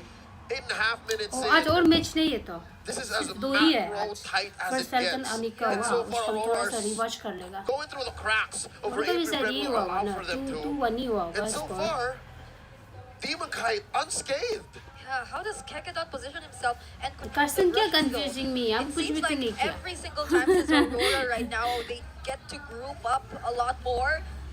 There's just चलो so many ways futsal for खेलने them जाओ to check the areas, the brushes around. हम It's those flooring खेलेगा बोलते consistent death sonatas coming in from Dominic नहीं खेलने Kaito, मतलब which flooring ensures that खेलेगा they're in a safe spot. That's why it costs Kekedat so much, either a conceal or a flicker, to even get anything started.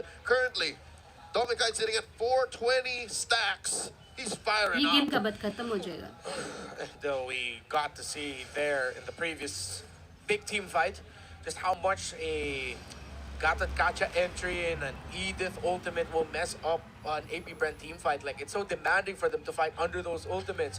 The entry of Renegade will mess up their formation, forcing them to re-scramble mid-team fight while they're avoiding certain things. And Edward's Primal Wrath will make them think twice about using all their abilities at once. He does have one on lock. Looking for it. A successful Terrify and Flicker or Shatter. ये लोग जैसे map को cover करते हैं ना बहुत dominating वे में cover करते हैं हाँ रेड वाला जो ना अलग से मतलब बाहर आने के लिए बहुत डर रहे हैं ऐसे टाइप का ना किसी किसी का खेलता होगा ना ये लोग किसी का सब खेला था पहले So he couldn't get the double. ना Aurora lived to tell. उस दिन खेला था तो ना ये लोग दूसरा के साथ भी अभी तो जीत के आए हैं ना ये लोग Revitalized just on time, and they were running at the right time as well. In the right direction. In the right direction. Shiza and James Banks could have gotten two, maybe even converted it into a third, maybe even threatened to show Aurora, hey, come closer, we're already going for the Lord. But now, Aurora's still in control. Oh my. AP Bren also trying to hold this mid अभी lane, pen तो but on it कर feels देना like it doesn't matter to Aurora MLBB anymore. Nice chubby wave left up in the long lane. Passive push for Aurora, and we're back to the Lord Dance. Amazing work for Aurora again. Season 8 champions Blacklist, Season 9 champions RSG. The remnants of those two teams are in Aurora. They're masters of the Lord Dance. Oh wait, Wow. but Kekadot and Shizu, who could they be after? There's the conceal and the ML जो frozen का साथ भी collab होगा क्या frozen movie का साथ कितना सुंदर है और लव जो कौन बनेगा As quarry for AP Bren. हाँ साइक्लो भी बन रहे तो और आलूकट जो ना ये आलूकट जो ये बन रहा है क्या बोलते हैं हंस को गुशन को देना था ना सॉरी हंस को उसको दिया आलूकट को दिया ठीक है वो तो आलूकट बिट्रेयल वाला ना उसका बाद ग्रोक को तो उसका वो दे दिया पूरा आइस वाला और उसका बहन को जो वो दे दिया एना को दे दिया यार गुनीवर को एना नहीं देना था ना बोरिंग है अरोरा को तो हम बोला था ना पहले से एल्सा तो अरोरा ही बनेगा उनके प्रिंसेस एना यहाँ ना सुंदर है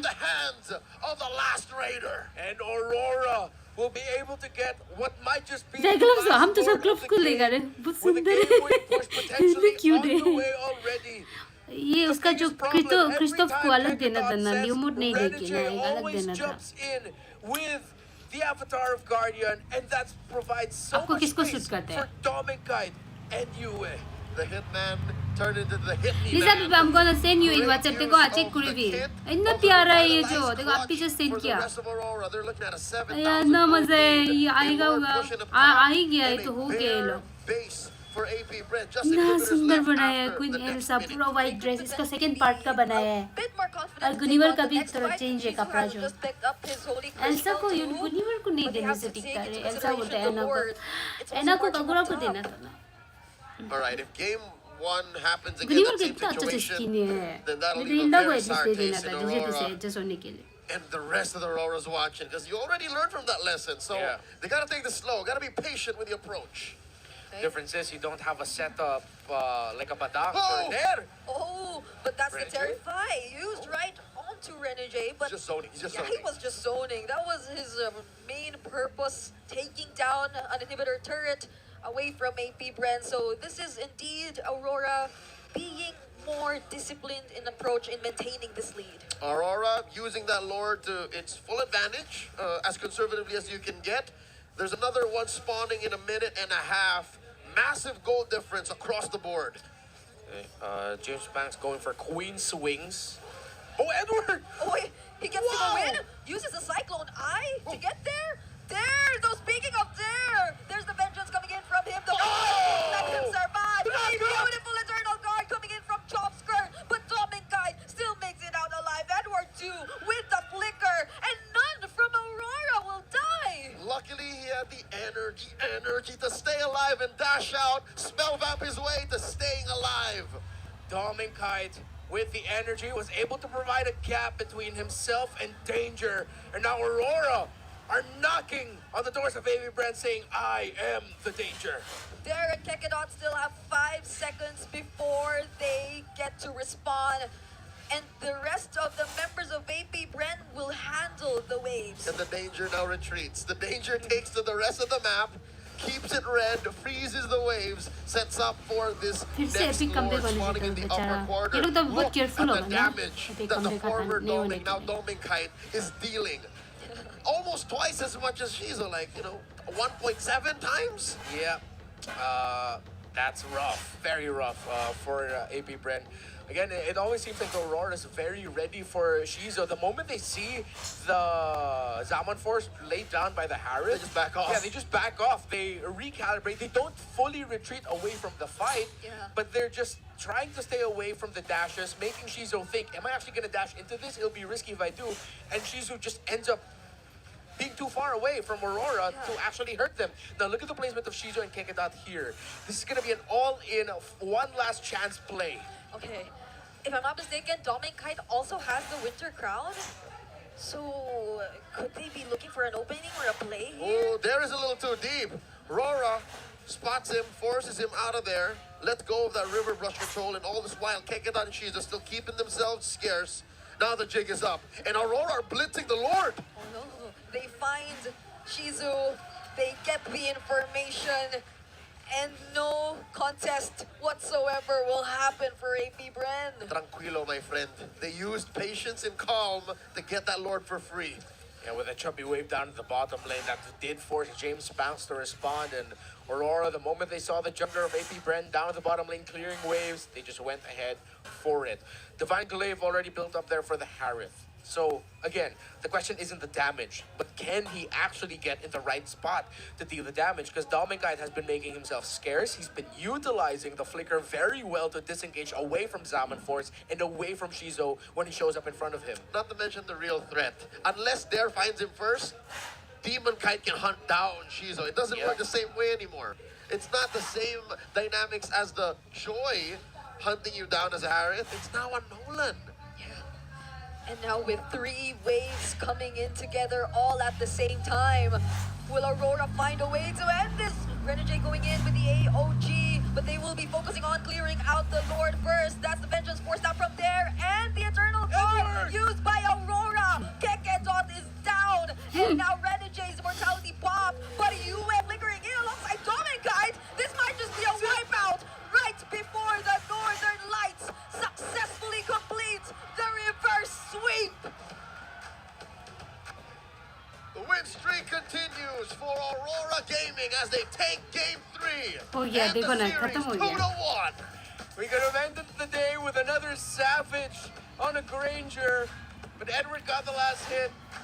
Dominkite rolls through. They killed it there. Bro yan. Roll? Yeah, that was a long time ago. That was a long time ago. In the current metagame, we've tell that's where Kyle teaching is. That opens up. Onyx Philippines have 50% win rate. Yep, we're seeing changes in the sweep of the lane controlling, and they pop on. Initially, I thought Lucas is actually open. Play this. Ano yung plus rin? Oh, Fanny niya to but is the well. numbers look good for Falcon. So I like that just to balance things out, it's a double purify for the low and mid. That's one of the ways that they could answer the fact that it is the Faramis that they're playing around with in the mid lane. Welcome to Game 1. It's a star match of Week 2. 2 world champions doing glorious battle in the land of Dawn. It's Team Falcons Philippines facing off against Onyx Philippines. Checking out these early rotations again. I don't even know what to expect from a Fanny now in the current metagame in 2025. Whoa, look at the poke damage dished out by Brusca and Super Friends, bringing Few and Ogwen down low in the mid, already forced to pop their regens, while Onyx Philippines Roman mid will have theirs. They can continue to just gauge the tempo like this. So with Onika reading the rotations of Kyle TZ, because with how Few and Ogwen are positioning, that's already a tell that that's where Kyle TZ is. That opens up the map even more for King Kong. So far, it's a good start for Onyx Philippines. Yeah, I'm starting to wonder if it's not the spotless joy that King Kong actually has in his hands. How efficient is he gonna be with a hero that is very high in mobility? Just the same, it's a Fanny, and even now, we know how King Kong tends to really play, especially if they're not, or if they're the ones able to control the riverside. But wait, he will be able to spot out Ogwen here near the purple buff. That's the Purify first out from Ogwen. Yeah, that's a good start there for Onyx Philippines. Of course, with King Kong just a little bit faster. Kyle decided to go for the full clear down bot, while King Kong was already able to invade. One creep away from Kyle TZ's jungle up top, the Scaled Lizard on the purple side. Approaching 2-minute mark. Great responses from Falcons despite Onyx's early invasion. A quick look on our emblems. Yeah, I don't think anything changed in the Fanny. No, it's still the typical emblem sets that we're seeing from everyone. Right now, I'm really more concerned with looking at the rotations for both, especially with the chip on board. Based on all of the chip performances we saw last week, if it's not snowballing after the first turtle, it will. How are you going to handle the map then? Is punch people. He's not even going to be laning phase, even in terms of range, shutting down the cross-map plays from the Moscow. Yeah. And plus, when you have that chip with you, it's like you have a Moscow with you, except it doesn't need to SOD, it just takes a portal in there. By the way, so stats for King Kong, for your all-time hero stats for Fanny. Of course, Fanny was one of the heroes that he really made a name with last season. Yep, he's played 13 games on the cable-slinging assassin. Current rank on GP number 2 with an average KDA of 4.33, so decent numbers. He's won 6 games with it, lost 7. So again, very coin flippy, very high chance of RNG when the Fanny doesn't take off. By the way, we are also counting games he's played as the Fanny even before his run with the Super Fam, or even with the Super Fam when they were still, finding their footing. Yeah, I'm talking like season 13.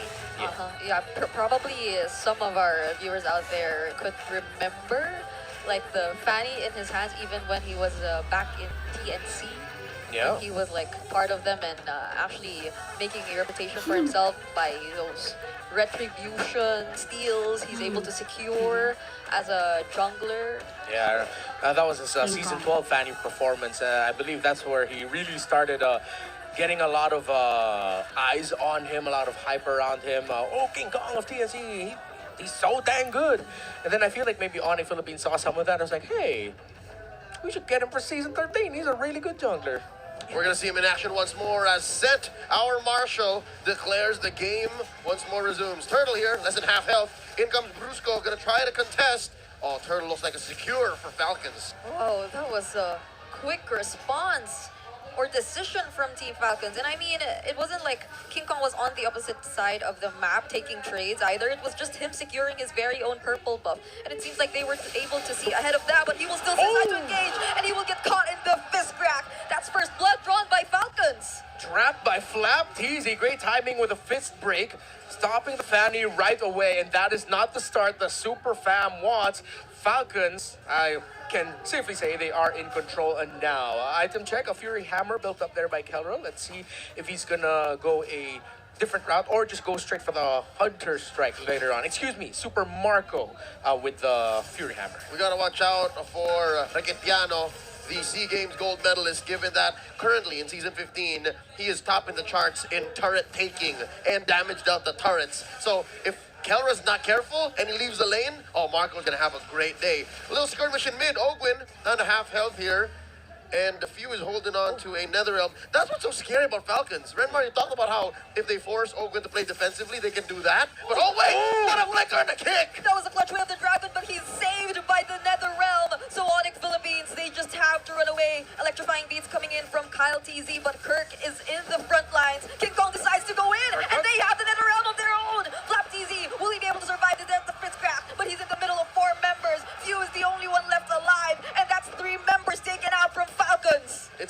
how you start, it's how you end. And the Super Fam ended well with 3 kills on the board. Initially, I thought that was a really good initiation by Falcons, but Onyx PH were just able to counter again, showing the strength of what a Lucas can bring at this point in the game, where if you're not careful, his Unleash the Beast will punish you if you don't win the initial trading of a team fight. They told Super Marco, don't come in through the portal anymore. That was the right call, though. Yep, another engagement down here. Flapped easy. Putting up these walls, the fist breaks are set up very well, especially the one that caught out King Kong about a minute or two ago. But second turtle already up, setting up. Flapteasy and Brusco. River control by Onyx. Ogwin looking to clean up. All right, Kirk is here as well. Decides to use the flicker. So that's another resource down for Onyx Philippines as they could try to get some information here in the turtle, but then King Kong, he's too far away. Oh no, Ogwin down to 4th of his health, another clean secure. Yeah, the Onyx Philippines, they aren't taking into the objective fights heavily. They're acknowledging the fact that they're up against a chip and that they're playing with a Fanny. And Fanny is I think they aren't taking into the objective fights heavily. They're acknowledging the fact that they're up against a chip and that they're playing with a Fanny. And they're just up objectives. I think now Onyx have adjusted and say, let's just play for Kelra. Okay. Ogwin doesn't decide to commit just yet, but I don't think King Kong was able to get what he wanted in that moment, but phew! Doesn't survive in the mid lane as OD doesn't connect to. And that might be the disengage.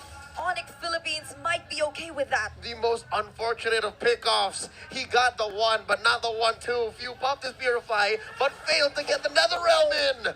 Kirk able to recall just in time. That would have been a good call for Ogwin to just pop the shortcut already. Quick item check. Yeah, Hunter Strike was what Super Marco built already up to a corrosion site.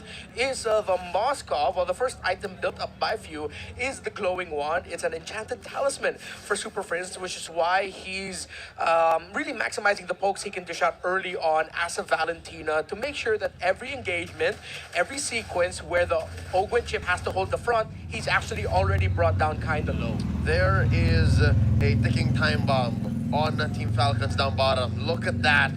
The bulletproof is bulldozing through his lane. What I tell you? And it's not even just Kelra or Brusco leaving it. It's just, he was so focused. So unless Onyx do something about that, Falcons will snowball out of control here despite the kill advantage for the Super Fam. And honestly, I feel like that was only because of Super Marco and Kelra spending their time in their lanes. There weren't much rotations coming in just yet from either the Super Fam or even Falcons because we mostly see the mid duos here in the middle lane. They keep poking each other out. But could this be the time for Onyx to contest this objective? Ogwin here, sparring with Kirk. Super Prince in range as well. Bottom side of the map, turtle spawned. Let's see. The pull here coming through. Brusco compromised. Oh, these two teams know that this last turtle is the one that matters. I think we're gonna see a full 5v5 last now. last job. They want to fight it out. Super Prince got the ultimate of the Faramis. The shortcut still online for Ogwin. Flapteasy already.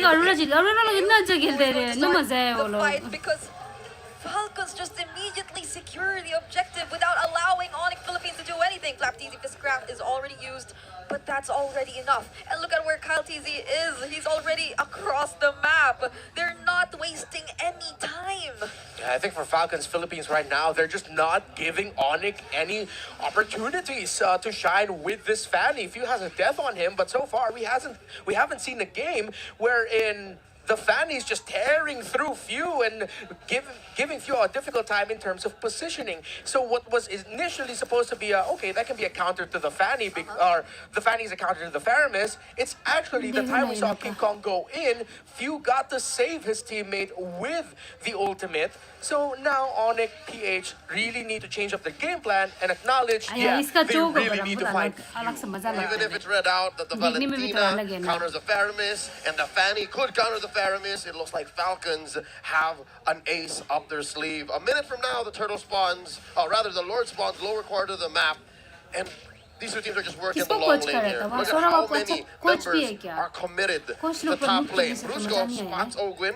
I think Falcons have their eye on this tier 1. If they clear this tier 1, all the more, Lord's gonna be safe. Yep. And Falcons, they're managing their waves so well. Not even the Fanny and Moskov in Onyx Philippines lineup can actually efficiently shove up the opposite lanes in their favor. Not until now that they're really trying to get a turret for themselves, but Super Marco, he's not the easiest target to get at this point. Brusco can't even stand all those bullets anymore. And Super Prince is found. There's Kirk trying to battle it out against 3, but will he be able to sustain all this? There's the free hits coming in from Super Marco.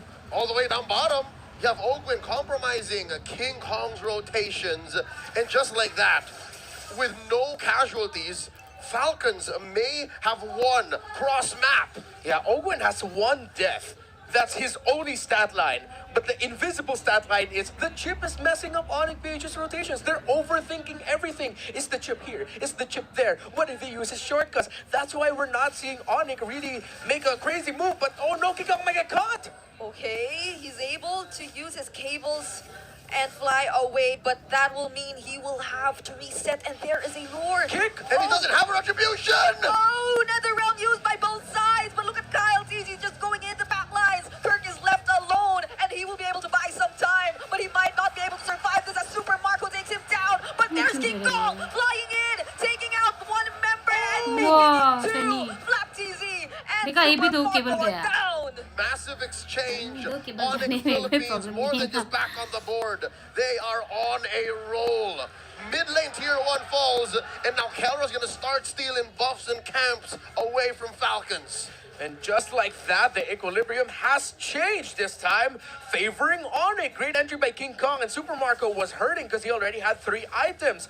The Hunter Strike, Sky Piercer, and the Malefic Roar. If King Kong didn't take him down there, Super Marco already would have gotten 2 stacks on the Sky Piercer. King Kong shows himself again. LTZ's low. He might have to buy some time for their jungler. Just the same Onyx Philippines, they won't engage just yet. Lord here at about 1/3 of its health. Kelra throwing out these basic attacks, threatening a retribution jump in from King Kong. Open looking for 1. Flapteezy looking for 1 as well. This may be the point of no return for the Lord down to 5th. Yeah, it's a 50-50. Hard to call. All right, who will be securing the Lord? Super किल रहा था रे यार ये लोग को गोल learner जो सच किसे ना इतना वो है आदमी एक एक होता है ना अलग अलग से करके ना behind. Super Marco gets caught by Kelra though, and Spew might be next. But what a counter engage coming in from Falcons. Super Prince gets the last hit, taking down 3 members, but he will fall as well. That's a double kill for Flap TZ. Brutal. The exchange. Bodies rolling, bloods are flowing. Falcons and Onyx. Severe losses for both sides. King Kong looking to invade, but Few is there to help out Kyle, but King Kong steals the purple buff away. Oh no! That was such a clutch fist break, fist crack combo, but he was alone. Flap TZ didn't have enough damage. All right. Despite the exchange in the purple buff, I think cross-map, Falcons still thankful that Marco led in and stole that Lord. Oh, flicker once more. Oh, they forced it out. And the crazy part of this game is we haven't seen a crazy shortcut yet. Owen's just been playing this like a traditional roamer, and there's a shortcut. There you go. And they find Kirk, but that's enough time for Onyx to reposition themselves. King Kong as well, threatening the back lines, and they will successfully take down the shortcut without any casualties. So far, with 1,000 gold up, Wow, Falcons are snowballing out of control. The map is blue, and Onyx have to find a way once more to, I don't know, compromise Marco? Is that the thing? Like, if they can win a fight with Marco down first, without anything else going, then maybe. Yeah, King Kong has to take the initiative in terms of hunting down Super Marco, because it's shown that Onyx has the stronger front to back, because Falcons really just has the ultimate of the Faramis. However, Flapteezy is coming up as a surprise X factor for this lineup of Falcons, wherein if Onyx use too much of their resources to take everybody else down, and Flapteezy's alive, and Kalteezy is still alive as well, that's more than enough to turn the post skirmish around. And that is what King Kong is doing here. He's sitting in these bushes, looking for a way to sandwich Falcons, whether it be Flap, he finds, hopefully not Flap, Few or Super Marco, best case scenario, the rest of Onyx will come a crashing, but it's easier said than done. Given that Falcons have eyes on the back of their heads, especially since Ogwen can just dash in, run in, all the CCB damned, he has a Purify. Now they're looking to compromise the orange here. Oh, all right, here we go. Falcons have confined King Kong to his side of the map. Oh, Kick! they find one, and that's Kyle Teasy, and Kirk gets the final hit. There's the SOD connecting as well, but the Nether Realm is ready, and there it is taken out as well. Flap Teasy, will he be able to sustain all this? Because Open is here as well, and upon seeing him, Onyx disengage. They know there's an objective. Free kill for the Super Fam. So in the long and short of it, they got what they wanted, but can they set up for something bigger? Yeah, because Team Falcons PH does not need to wait for Kyle TZ. They can just use the shortcut to bring Joy in closer after Kyle TZ gets his orange buff. That's a timer Onyx PH needs to think about. So far though, Onyx again, team fighting very well, and Brusco taking the initiative to get picks when he sees them. Alright, he spots out Ogwen here, but he will not use the Way of the Dragon onto him, and instead, that becomes a counterplay from Falcons taking down Brusco. Now they're down by one member. They lost their setter. They lost another front. Yeah, mistimed approach there by Brusco and Onyx Philippines. It looks like they weren't completely ready just yet for him to show up, get info. Again, catching out the Cho, or his Cho getting caught out in the same spot Kurt was caught out last week as a Cho. In terms of the items, Radiant Armor and Anti-Cuirass is a hybrid Fanny build for King Kong, knowing that he can burst anyone down. He just needs to survive long enough to take down Super Marco. My, they're bursting down the Lord once again, and King Kong won't make it. What a positioning from Falcons as well. They put up a body of meat wall to go through King Kong, and he could have just dashed in. Like, I think that's what he was setting up for here in this blind bush. Yeah, it looks like the moment that they saw Ogwen, it was like, nah, I can't do this. Great positioning by Falcons, and of course, with losing your Roman objective takes, even though you are 4, without the information, without holding those key shrubs, it's hard for you to enter the main objective area. You have an enhanced Lord marching through mid. Falcons have to time this very well, or else a failed push. And it looks like that's what's happening here. The Super Fam know what they're doing. Onyx PH will keep their inhibitors up and safe. Oh, wait, not unless there's the engage coming in from Flap TZ, and from behind Brusco trying to look in for his setup. But Kellera will be the first to fall, and that is very unfortunate for Onyx Philippines. That's the flicker as well used by Kirk just to get away after successfully defending the turrets. But Falcon still wants more. They do not want to end this fight just yet. There's a conceal as well, and they might just really go for it. Kyle TZ dashing in. Onyx Philippines trying to avoid everything as much as they can, but they take out 3 inhibitor turrets and a kill as well. Kirk is no longer there to help Onyx Philippines. It's as good as an end angle. 2 are down, 3 left to defend. Falcons are going. Oh no, they catch King Kong once more, but Kyle TZ falls. But will that be enough? Because it doesn't seem like Falcons wants to prolong this any longer. A double kill for King Kong though, and they might be able to defend this. The base is still standing. Just 1 left, it's Few, and he's in the base. Onyx, they decided to say it's not over yet as Sony gets tossed out and Few does not stick in the mid. Now it looks bleak for the Falcons that controlled majority of the game. They've done it again. Onyx Philippines have done the impossible. In the face of sure defeat, they've turned it around. And with more than 10 seconds for the other members, this might be enough time. NetherRealm used here by Few, but will he be able to clear this out? Fanny Kyle ka TZ bigyan has diri, already 616. fought, and Few still makes it out alive. Not so fast. Team Fanny ko ati zaruri hai na. Koy log bolte na Flapping like their life depended on it. Defense, and there's still another Lord. Welcome back once again for another week of MPL Philippines. Just when we thought it was all over, Onyx were able to hold on. King Kong went crazy, even maximizing the wall set up by the fist break of a Badang. The same wall that's been messing him up. He went through it, and then he was able to use the cutthroat and spun to take down Super Marco, who was stuck in that wall. What a defense by Onyx, but this looks big actually for Team Falcons PH because this leveled everything.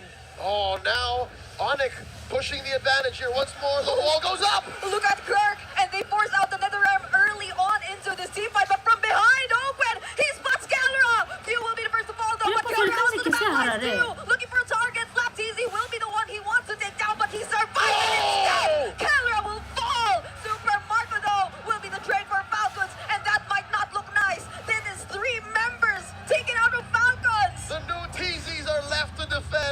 Onyx can take their sweet time here. Kelra's off the map. There's a Lord standing right there in the lower quarter. Oh, they're gonna choose to take it safe.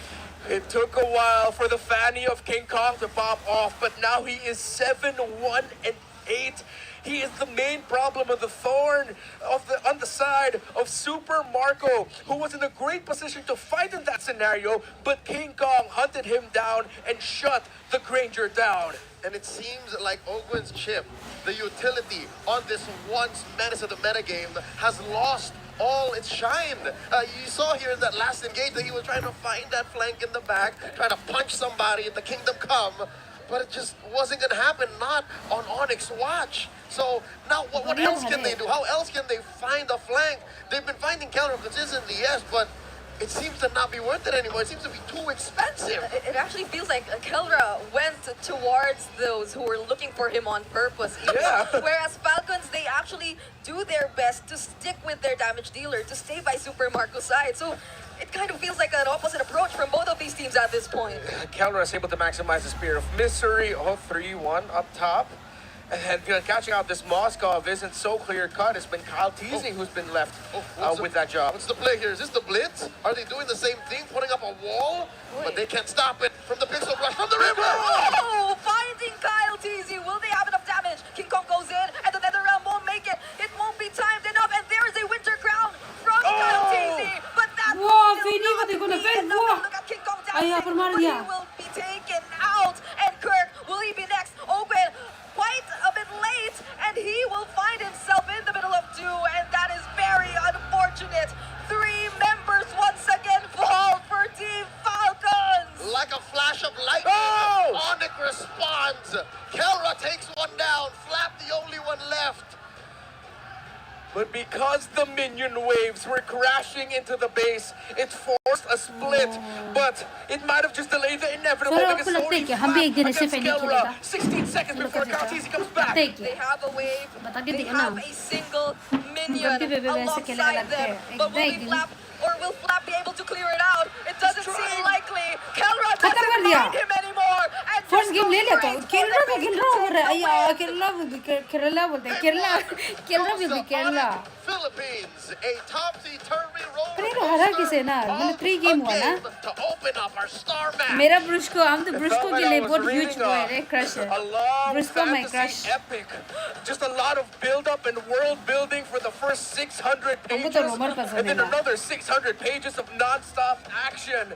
What a game by these two, and it all began because Falcons PH broke one of the cardinal rules when you're playing pro MLBB. मेरा ब्रुस्को का देखा ना ब्रुस्को it's so cute है नहीं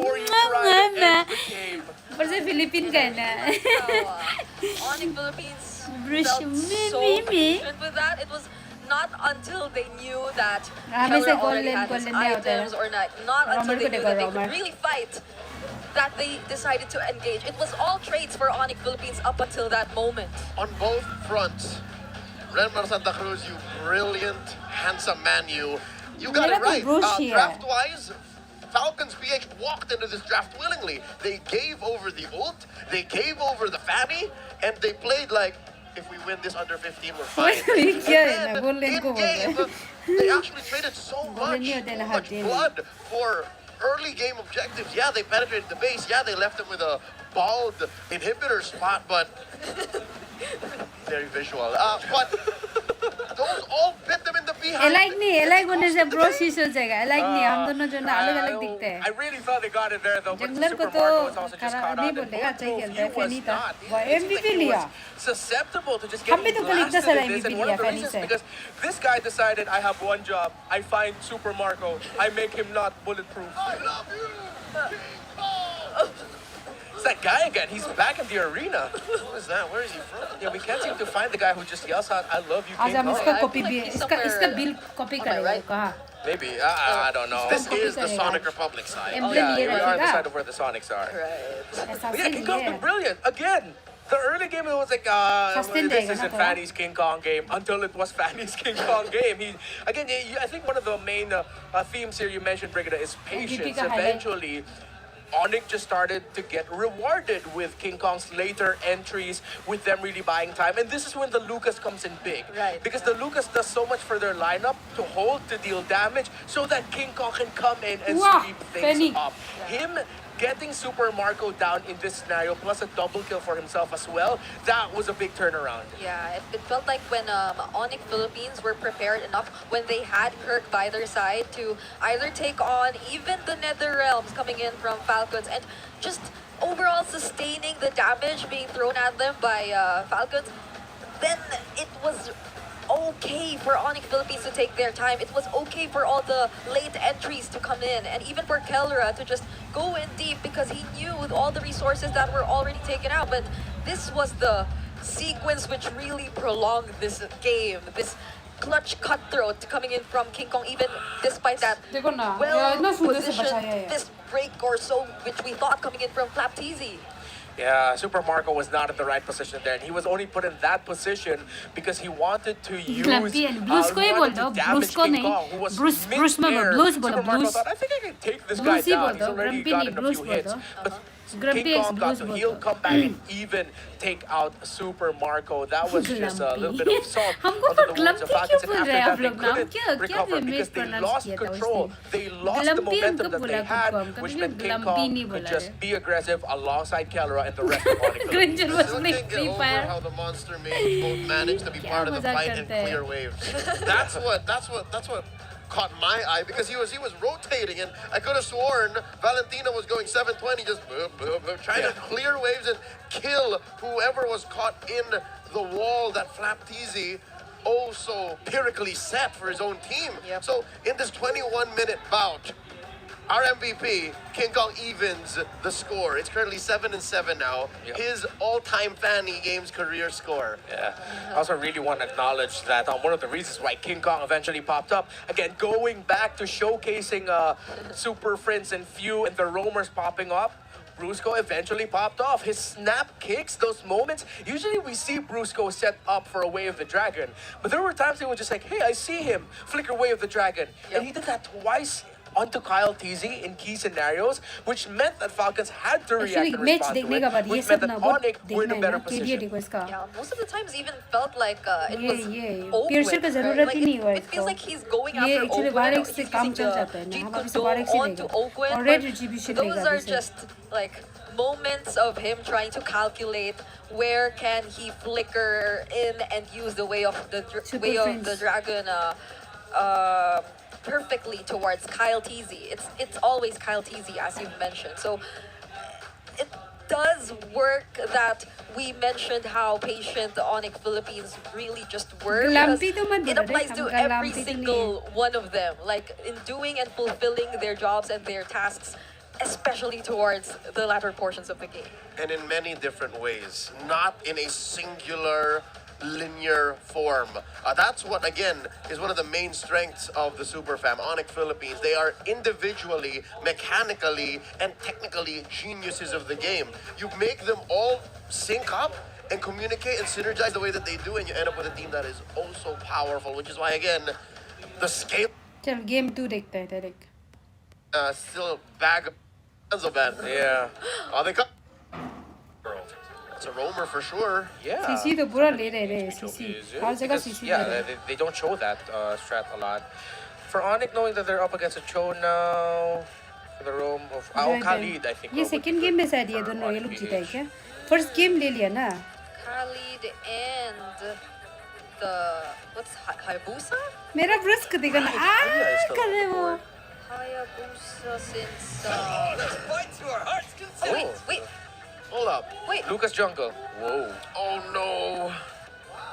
I don't know how I feel about this. Brush करेगा guys. So हाँ तो बहुत पसंद है रहा. मैं तो रोमर बहुत पसंद है. देख रहे हैं. अभी ये लोग का उधर में चो चला गया. चो रोम है ना. देखो ना चो अच्छा रोम करने वाला था. अच्छे से कर देना. But it's also possible that Onyx get kited out of their minds, Okay, right? क्या रोमर पसंद Once करते the हैं. real world invasion goes and you slow-mo dodge the implosion, Onyx gonna have to chase you and get in there with all honesty. It's just, come here, let me punch you. Since Falcons decided to go for a pickoff, they're not going to be losing the slow front to back unless the CHP game is really good. Well, we did mention Hilda earlier, so, team fighting alone? I'd pick Onyx, the easier lineup to pull off in a team fight. But for Falcons,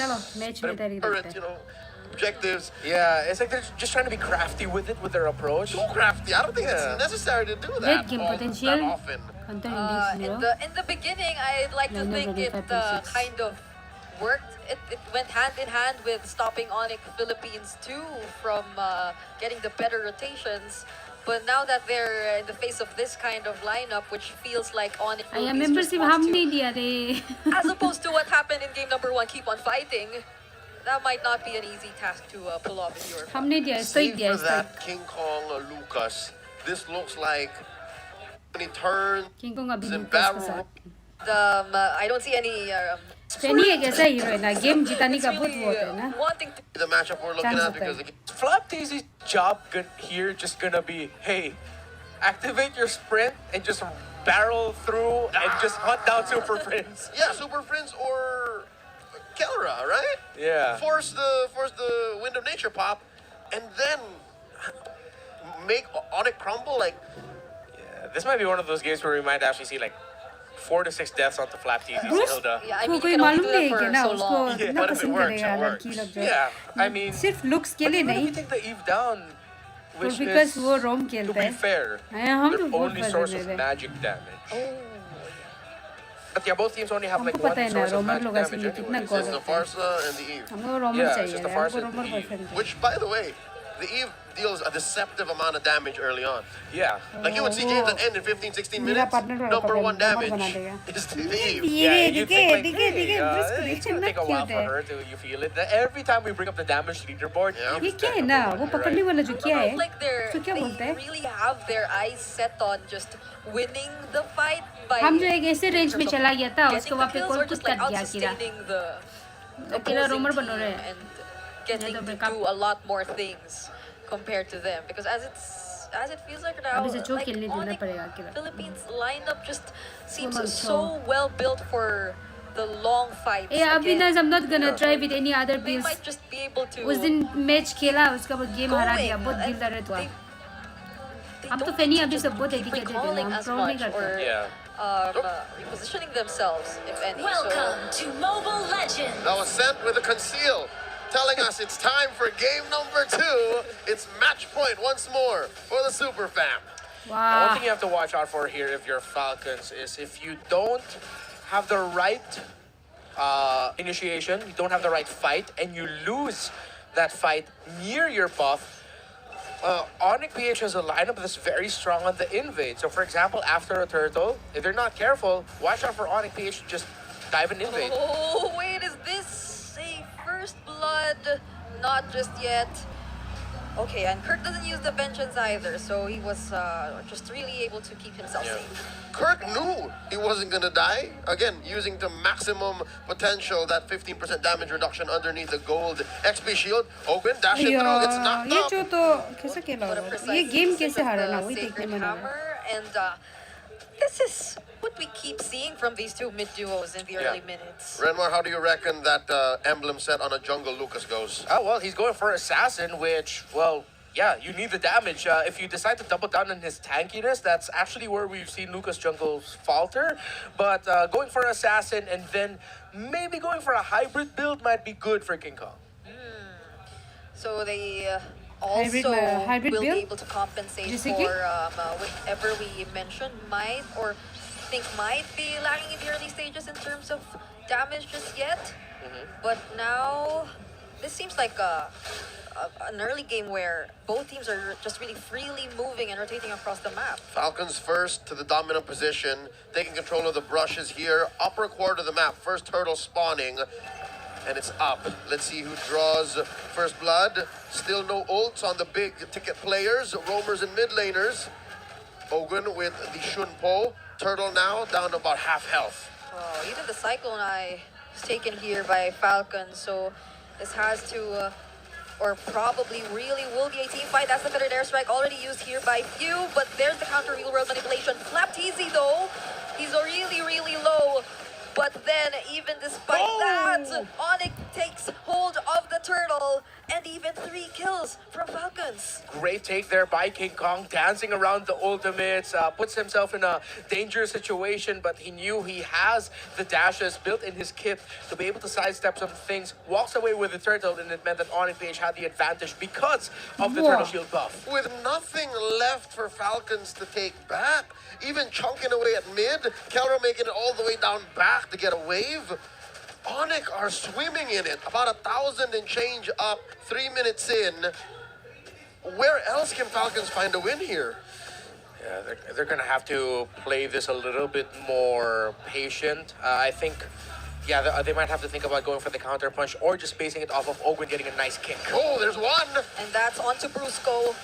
That's enough damage as well from Falcons to take him down. That's the roamer of Onyx Philippines. And again, as cool as it is to see the bruiser go down, you're right, Brigida, it's just a roamer. And he's back just like that. Set and ready for another big ticket fight. While Ogwin's flicker is still off, his is out of cooldown. Yeah, and look at Kelra, the KK connection not being as threatened, knowing that there isn't a possible setup coming in from Ogwen anymore. So everything just seems to be in favor of Onyx Philippines even at this point. All of them almost seem to be leading too up against their laning matchups. Yeah, I think Onyx are going to be looking, once we get into the team fighting, heavy team fighting scenarios, to just protecting Kelra, because he didn't go into this with a Purify, he went with a Sprint.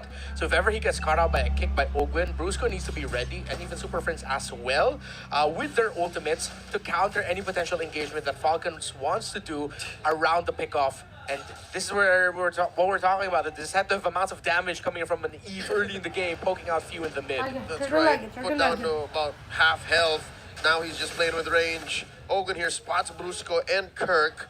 Turtle already spawned. King Kong taking his purple first, while Kyle TZ scores an orange. Let's see where this goes. Kelra making his way up top. And he will not be spotted. He's keeping himself scarce. Yeah, and Flap TZ too, positioning himself on the back. Oh, they decide to go for Brusco first. Kyle TZ gets the kill, and the turtle too. Kelra though, dancing in the middle of everyone, taking down Few and Kyle TZ. That's a double kill for him. But Falcons won't let him live. That's the kill taken by Super Marco, and they're trying to chase after Onyx, but they will decide to disengage. Man, Super Marco held on. I really thought that Kelra coming in from the perfect angle would just mess up Few and Super Marco. But Super Marco said, I'm all right here. Eventually, Flap and Ogwin are going to come in and help me. And yeah, good sidesteps by Super Marco, able to stay alive. 1-0 and 2 now. And that's what they needed there. Because if he gave a kill to Kelra and ended up with the Airthal having a triple kill, that would have been a nightmare start for the Falcons. I'd reckon if Kelra did that maybe 2 or 3 minutes from now, yeah, it would have worked out. But currently he's sitting on just a Haas clause. That's not enough damage output to make those kinds of dives worth it. So that gives Falcon here a lead now. Kirk down to what, a fifth of his health. He's down. Evil Queller to finish him off, and they don't allow anyone to fall either. They might just be able to get their hands on the first turret too. It's a clean pick off on the Kirk attack. This will open up the upper quarter of the map. King Kong holding his ground. I just want to take my purple, man. Leave me alone. And now Flap is going to mess him up. King by Ogwin! Oh no, Kelra! Not even with a heavy crossbow gets to survive. 2 members of Falcons. And how unfortunate is this? You already mentioned it. He was already on a killing spree, but that was immediate shutdown gold for Super Marco, and he gets another. Across the map, the Super Fam are falling like flies. And all it's taken are these little micro movements from Falcons. Yeah, Ogwin and Few are controlling the map right now. Few going with Kyle, Ogwin going with Super Marco. That's a good split. They're not just focusing on one thing, except now this is a good time to do it because you can help supplement Super Marco's farm. Oh, I'm starting to feel the range coming in from Falcons, but then that was a kill onto King Kong. Now Kirk is here to join us, and that's another kick onto Brusco. Double kill for Super Marco. Marco in action once more. There's the curtain call as well. Kelra! That's a triple for Super Marco, and Kyle TZ takes out Kirk on the other side of the map. Super Friends with a flicker just to escape, but they take the mid lane tier 1 as well. From a dominant start to suddenly playing like a team I've never seen before, Falcons are putting on Onyx PH in their place. King Kong here, unleashing the beast only to run away. The beast runs with its tail between its legs, and Falcon. What is that? That's a chicken or a... That was a crying dog. That was a great sound effect, Brigida. You could call this run and gun what Falcons are doing. They're literally, all right, let's go here. See what we can win. All right, make sure you're also doing that in another portion of the map. And they're not allowing Onyx to find a good pace for themselves because they want to play around their Eve. But going up against Safaris, of course, with the wings by wings, you have more freedom to be a little bit more unpredictable with your rotations. Falcons are forcing Onyx to walk and talk, but Onyx can only do so much. You're right, Renmar, they're a stationary lineup, and as long as Falcons keep pushing the advantage, there's no way for them to come back. 5,000 gold up almost at 8.5 minutes. Team Falcons have their eyes on this Lord. Oh, this is so hard. Even before Onyx gets to close the gap between them and Falcons, they're already way low. They've been poked enough by both Super Marco and Few. There seems like just no way for Onyx Philippines at this point to gain access towards these two damage dealers. Oh, Feathered Airstrike put in by Few. Ouch. Cancelled after just a couple of salvos. It's enough to put Kellra down to a third of his health. Lord spawning in just a jiffy. You know what? I can't even point out and say, oh, it's the Lucas jungle that's wrong with Onyx lineup. Yeah. Falcons just played this draft oh so well. Yeah, again, we talked about how the Onyx lineup is easier to pull off. Falcon said, okay, how about we don't let them pull it off? What if we split open the map? What if we make them force reactions all throughout? And that's what's been happening. And now they're just getting poked down, controlled by Falcons to the point where Onyx will just concede the very first Lord of the game. Yep, they do not want to fight Falcons anymore at this point. Even when the entire idea of their lineup is to fight, they couldn't withstand the damage that Falcons is able to dish out at this point. Look at that Few again. Just confident enough to keep throwing out those feathered airstrikes. And even the strongest frontliners of Onyx Philippines, they can feel the damage. You know what? There's only really one chunky frontliner, and that's Brusco. He's the only one who can afford to take these hits and stand as Onyx Vanguard, because that aside, Kirk has to fight, King Kong has to fight. Their chunkiness and their lifesteal is defined by their capability to strike back, but Falcons are going so fast, they're not allowing for that. Yeah. Run and gun, and it's working out so well for the Falcons. Just don't let Onyx play their game. Who knew it would be that simple? I never thought it's actually that easy. Yeah, I actually can't think of a way for Brusco to use the implosion at a perfect timing right now, and Falcons might just get their hands on their first inhibitor turret away from Onyx Philippines, but they successfully defend either way, but at least for the Holy Shields, they will not be intact anymore. That's right. A minor objective, you could call it. A free wave clear. No longer there for Onyx Philippines. Falcons continuing this onslaught of attacks. Concealed play here from Brusco. What are they looking for? They spot Ogwin, and best case scenario, they kill him. But again, that's just a roamer. Falcons will continue barreling forth across the map. This is almost a 10k gold lead, and oh god, 576 stacks and 40 on the Sky Piercer. At 11 minutes. Oh, Conceal. Now this time, that might just be Falcons looking for a fight. Kirk barely surviving the feathered airstrike. There's the counter wheel road manipulation, and they for just a moment, and those are two members from Falcons caught in the implosion. There's not enough damage just yet. Shockwave of blast almost taken out members of Falcons, but they stand tall. They will get their objective here. Top lane penetrated. It's slowing down, but Falcons still definitely in control. 9k gold lead. Looking at that, look at the mages, a lantern and the glowing wand for the Eve. And look, this is how active Few has been on the map. He's chasing Super Friends on XP and even gold. Super Friends has the lead on those two departments. That's how active Few has been all throughout this game. He hasn't been farming creeps, he's been farming bodies. And it's coming at a cost. Across the board, it's Prince who's actually up on his lane mate, Few.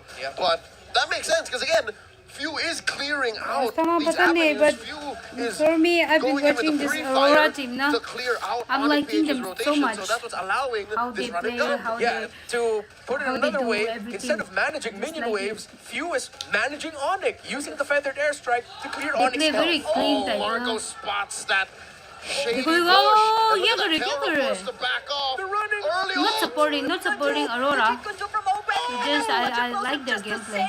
His teammates, but King Kong Cut them. will be Oh, down this in is how so they will lost be na. Cusco. Onyx Philippines. They lose Philippine two Onyx. crucial members, but Yeah, they Onyx get lost. to You defend know, to I'm just protect watching it Kelra. again. All for the cost of a roamer. And yes, Kelra does survive, but can they hold on much longer? 3v1, Kirk! Oh no, he just really wanted to manage the wave. That's a vengeance, but he is up against three. Will he be able to Lord escape Slain. this? Not even the sidesteps will allow him to. Three members are taken out from Onyx. They delayed the inevitable. Falcons all throughout this debacle also scores a Lord. The second one of the game. It's definitely going to start crashing down, jumping through. Bottom lane up next. Okay, they only have one base turret left. And Falcons, they're knocking at the base. Oh, look at Whoa, the damage damage. coming in from Few and Super Marco damage. It's Plenty too damage. much.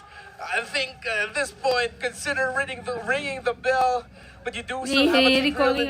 Eve Flap on you. You TZ. still have Flap TZ Kelra po who got to recall ka sidestep that Jeet Kundo entry by Ogwen, which is why Ogwen got Kita tigil punished sabi and sa Kelra rap ko walked yada away iba. scot-free in that sequence in the top lane. But with the Lord marching in and Falcons having all the item advantages, especially a 4K gold lead for their Granger compared to the Iritha, this could be it. All waves synced. Mid, bottom, and top. Alongside a Lord. Can Onyx defend? Oh no, there goes Busco with the counter implosion set once more. But all other members of Onyx are busy with their defense. They need to take out the Lord. Owen will fall, but Flap teasing gains access on the base, but it becomes a double kill for Kelra. Super Marco, though, legendary. Triple. It's Bye-bye. from Marco. Game and over. Falcons taking game number 2. Falcons are here, and we're going to game 3. It felt like Super Marco in that game just went, MVP moment Remar dekte. said, I'm not Gagawin ka? bulletproof, and he took that personally.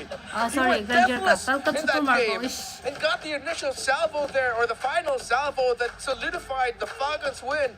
Marco is nuts. Ah, their gaming chair. I'm Di ko about to na anger China. the thousands, the hundreds of thousands of Kelra fans, but the way Marco played here, he made Kelra look like the dude in the gold lane.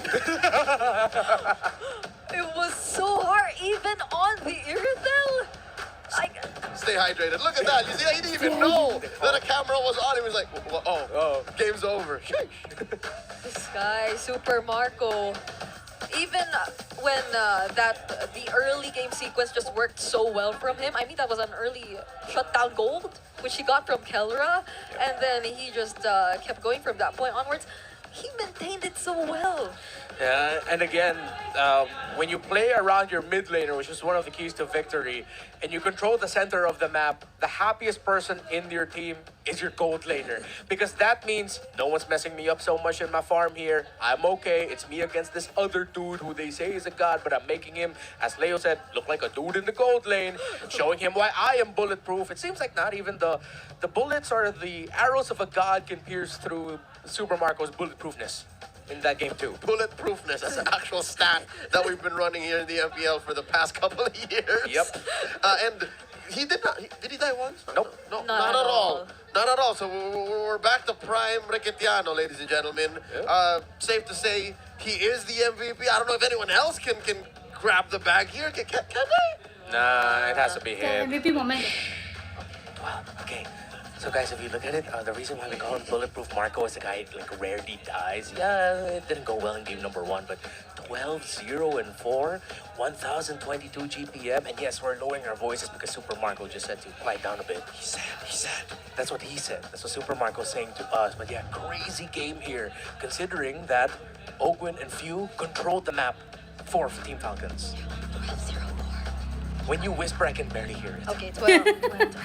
We can talk normal, I guess. Yeah, we can talk normal, yeah. He's fine. He won't take it. He won't be so bothered with it. That's The he's okay with it. We bulletproof got a double ish. thumbs up. Bulletproof. This time around, it felt like Ogwen was the one who wanted to show off with all those beautiful way of the dragon setups towards Onyx Philippines every single time. It didn't feel like the easier to pull off lineup, quote unquote, even in terms of just the matchups, the laning matchups generally worked for Onyx Philippines. I think even when you look at the XP lane, where it's a CC up against the Hilda, even if you look in the gold lane, where come mid to late game, you would find it harder as a Granger to target your bullets towards an Irithel. It didn't feel that way at all for Onyx Philippines. Yeah. Let me get real scientific here. You know what makes power, you know what makes something hurt when it comes at you? It's not the size of the thing, nor is it what it's made of.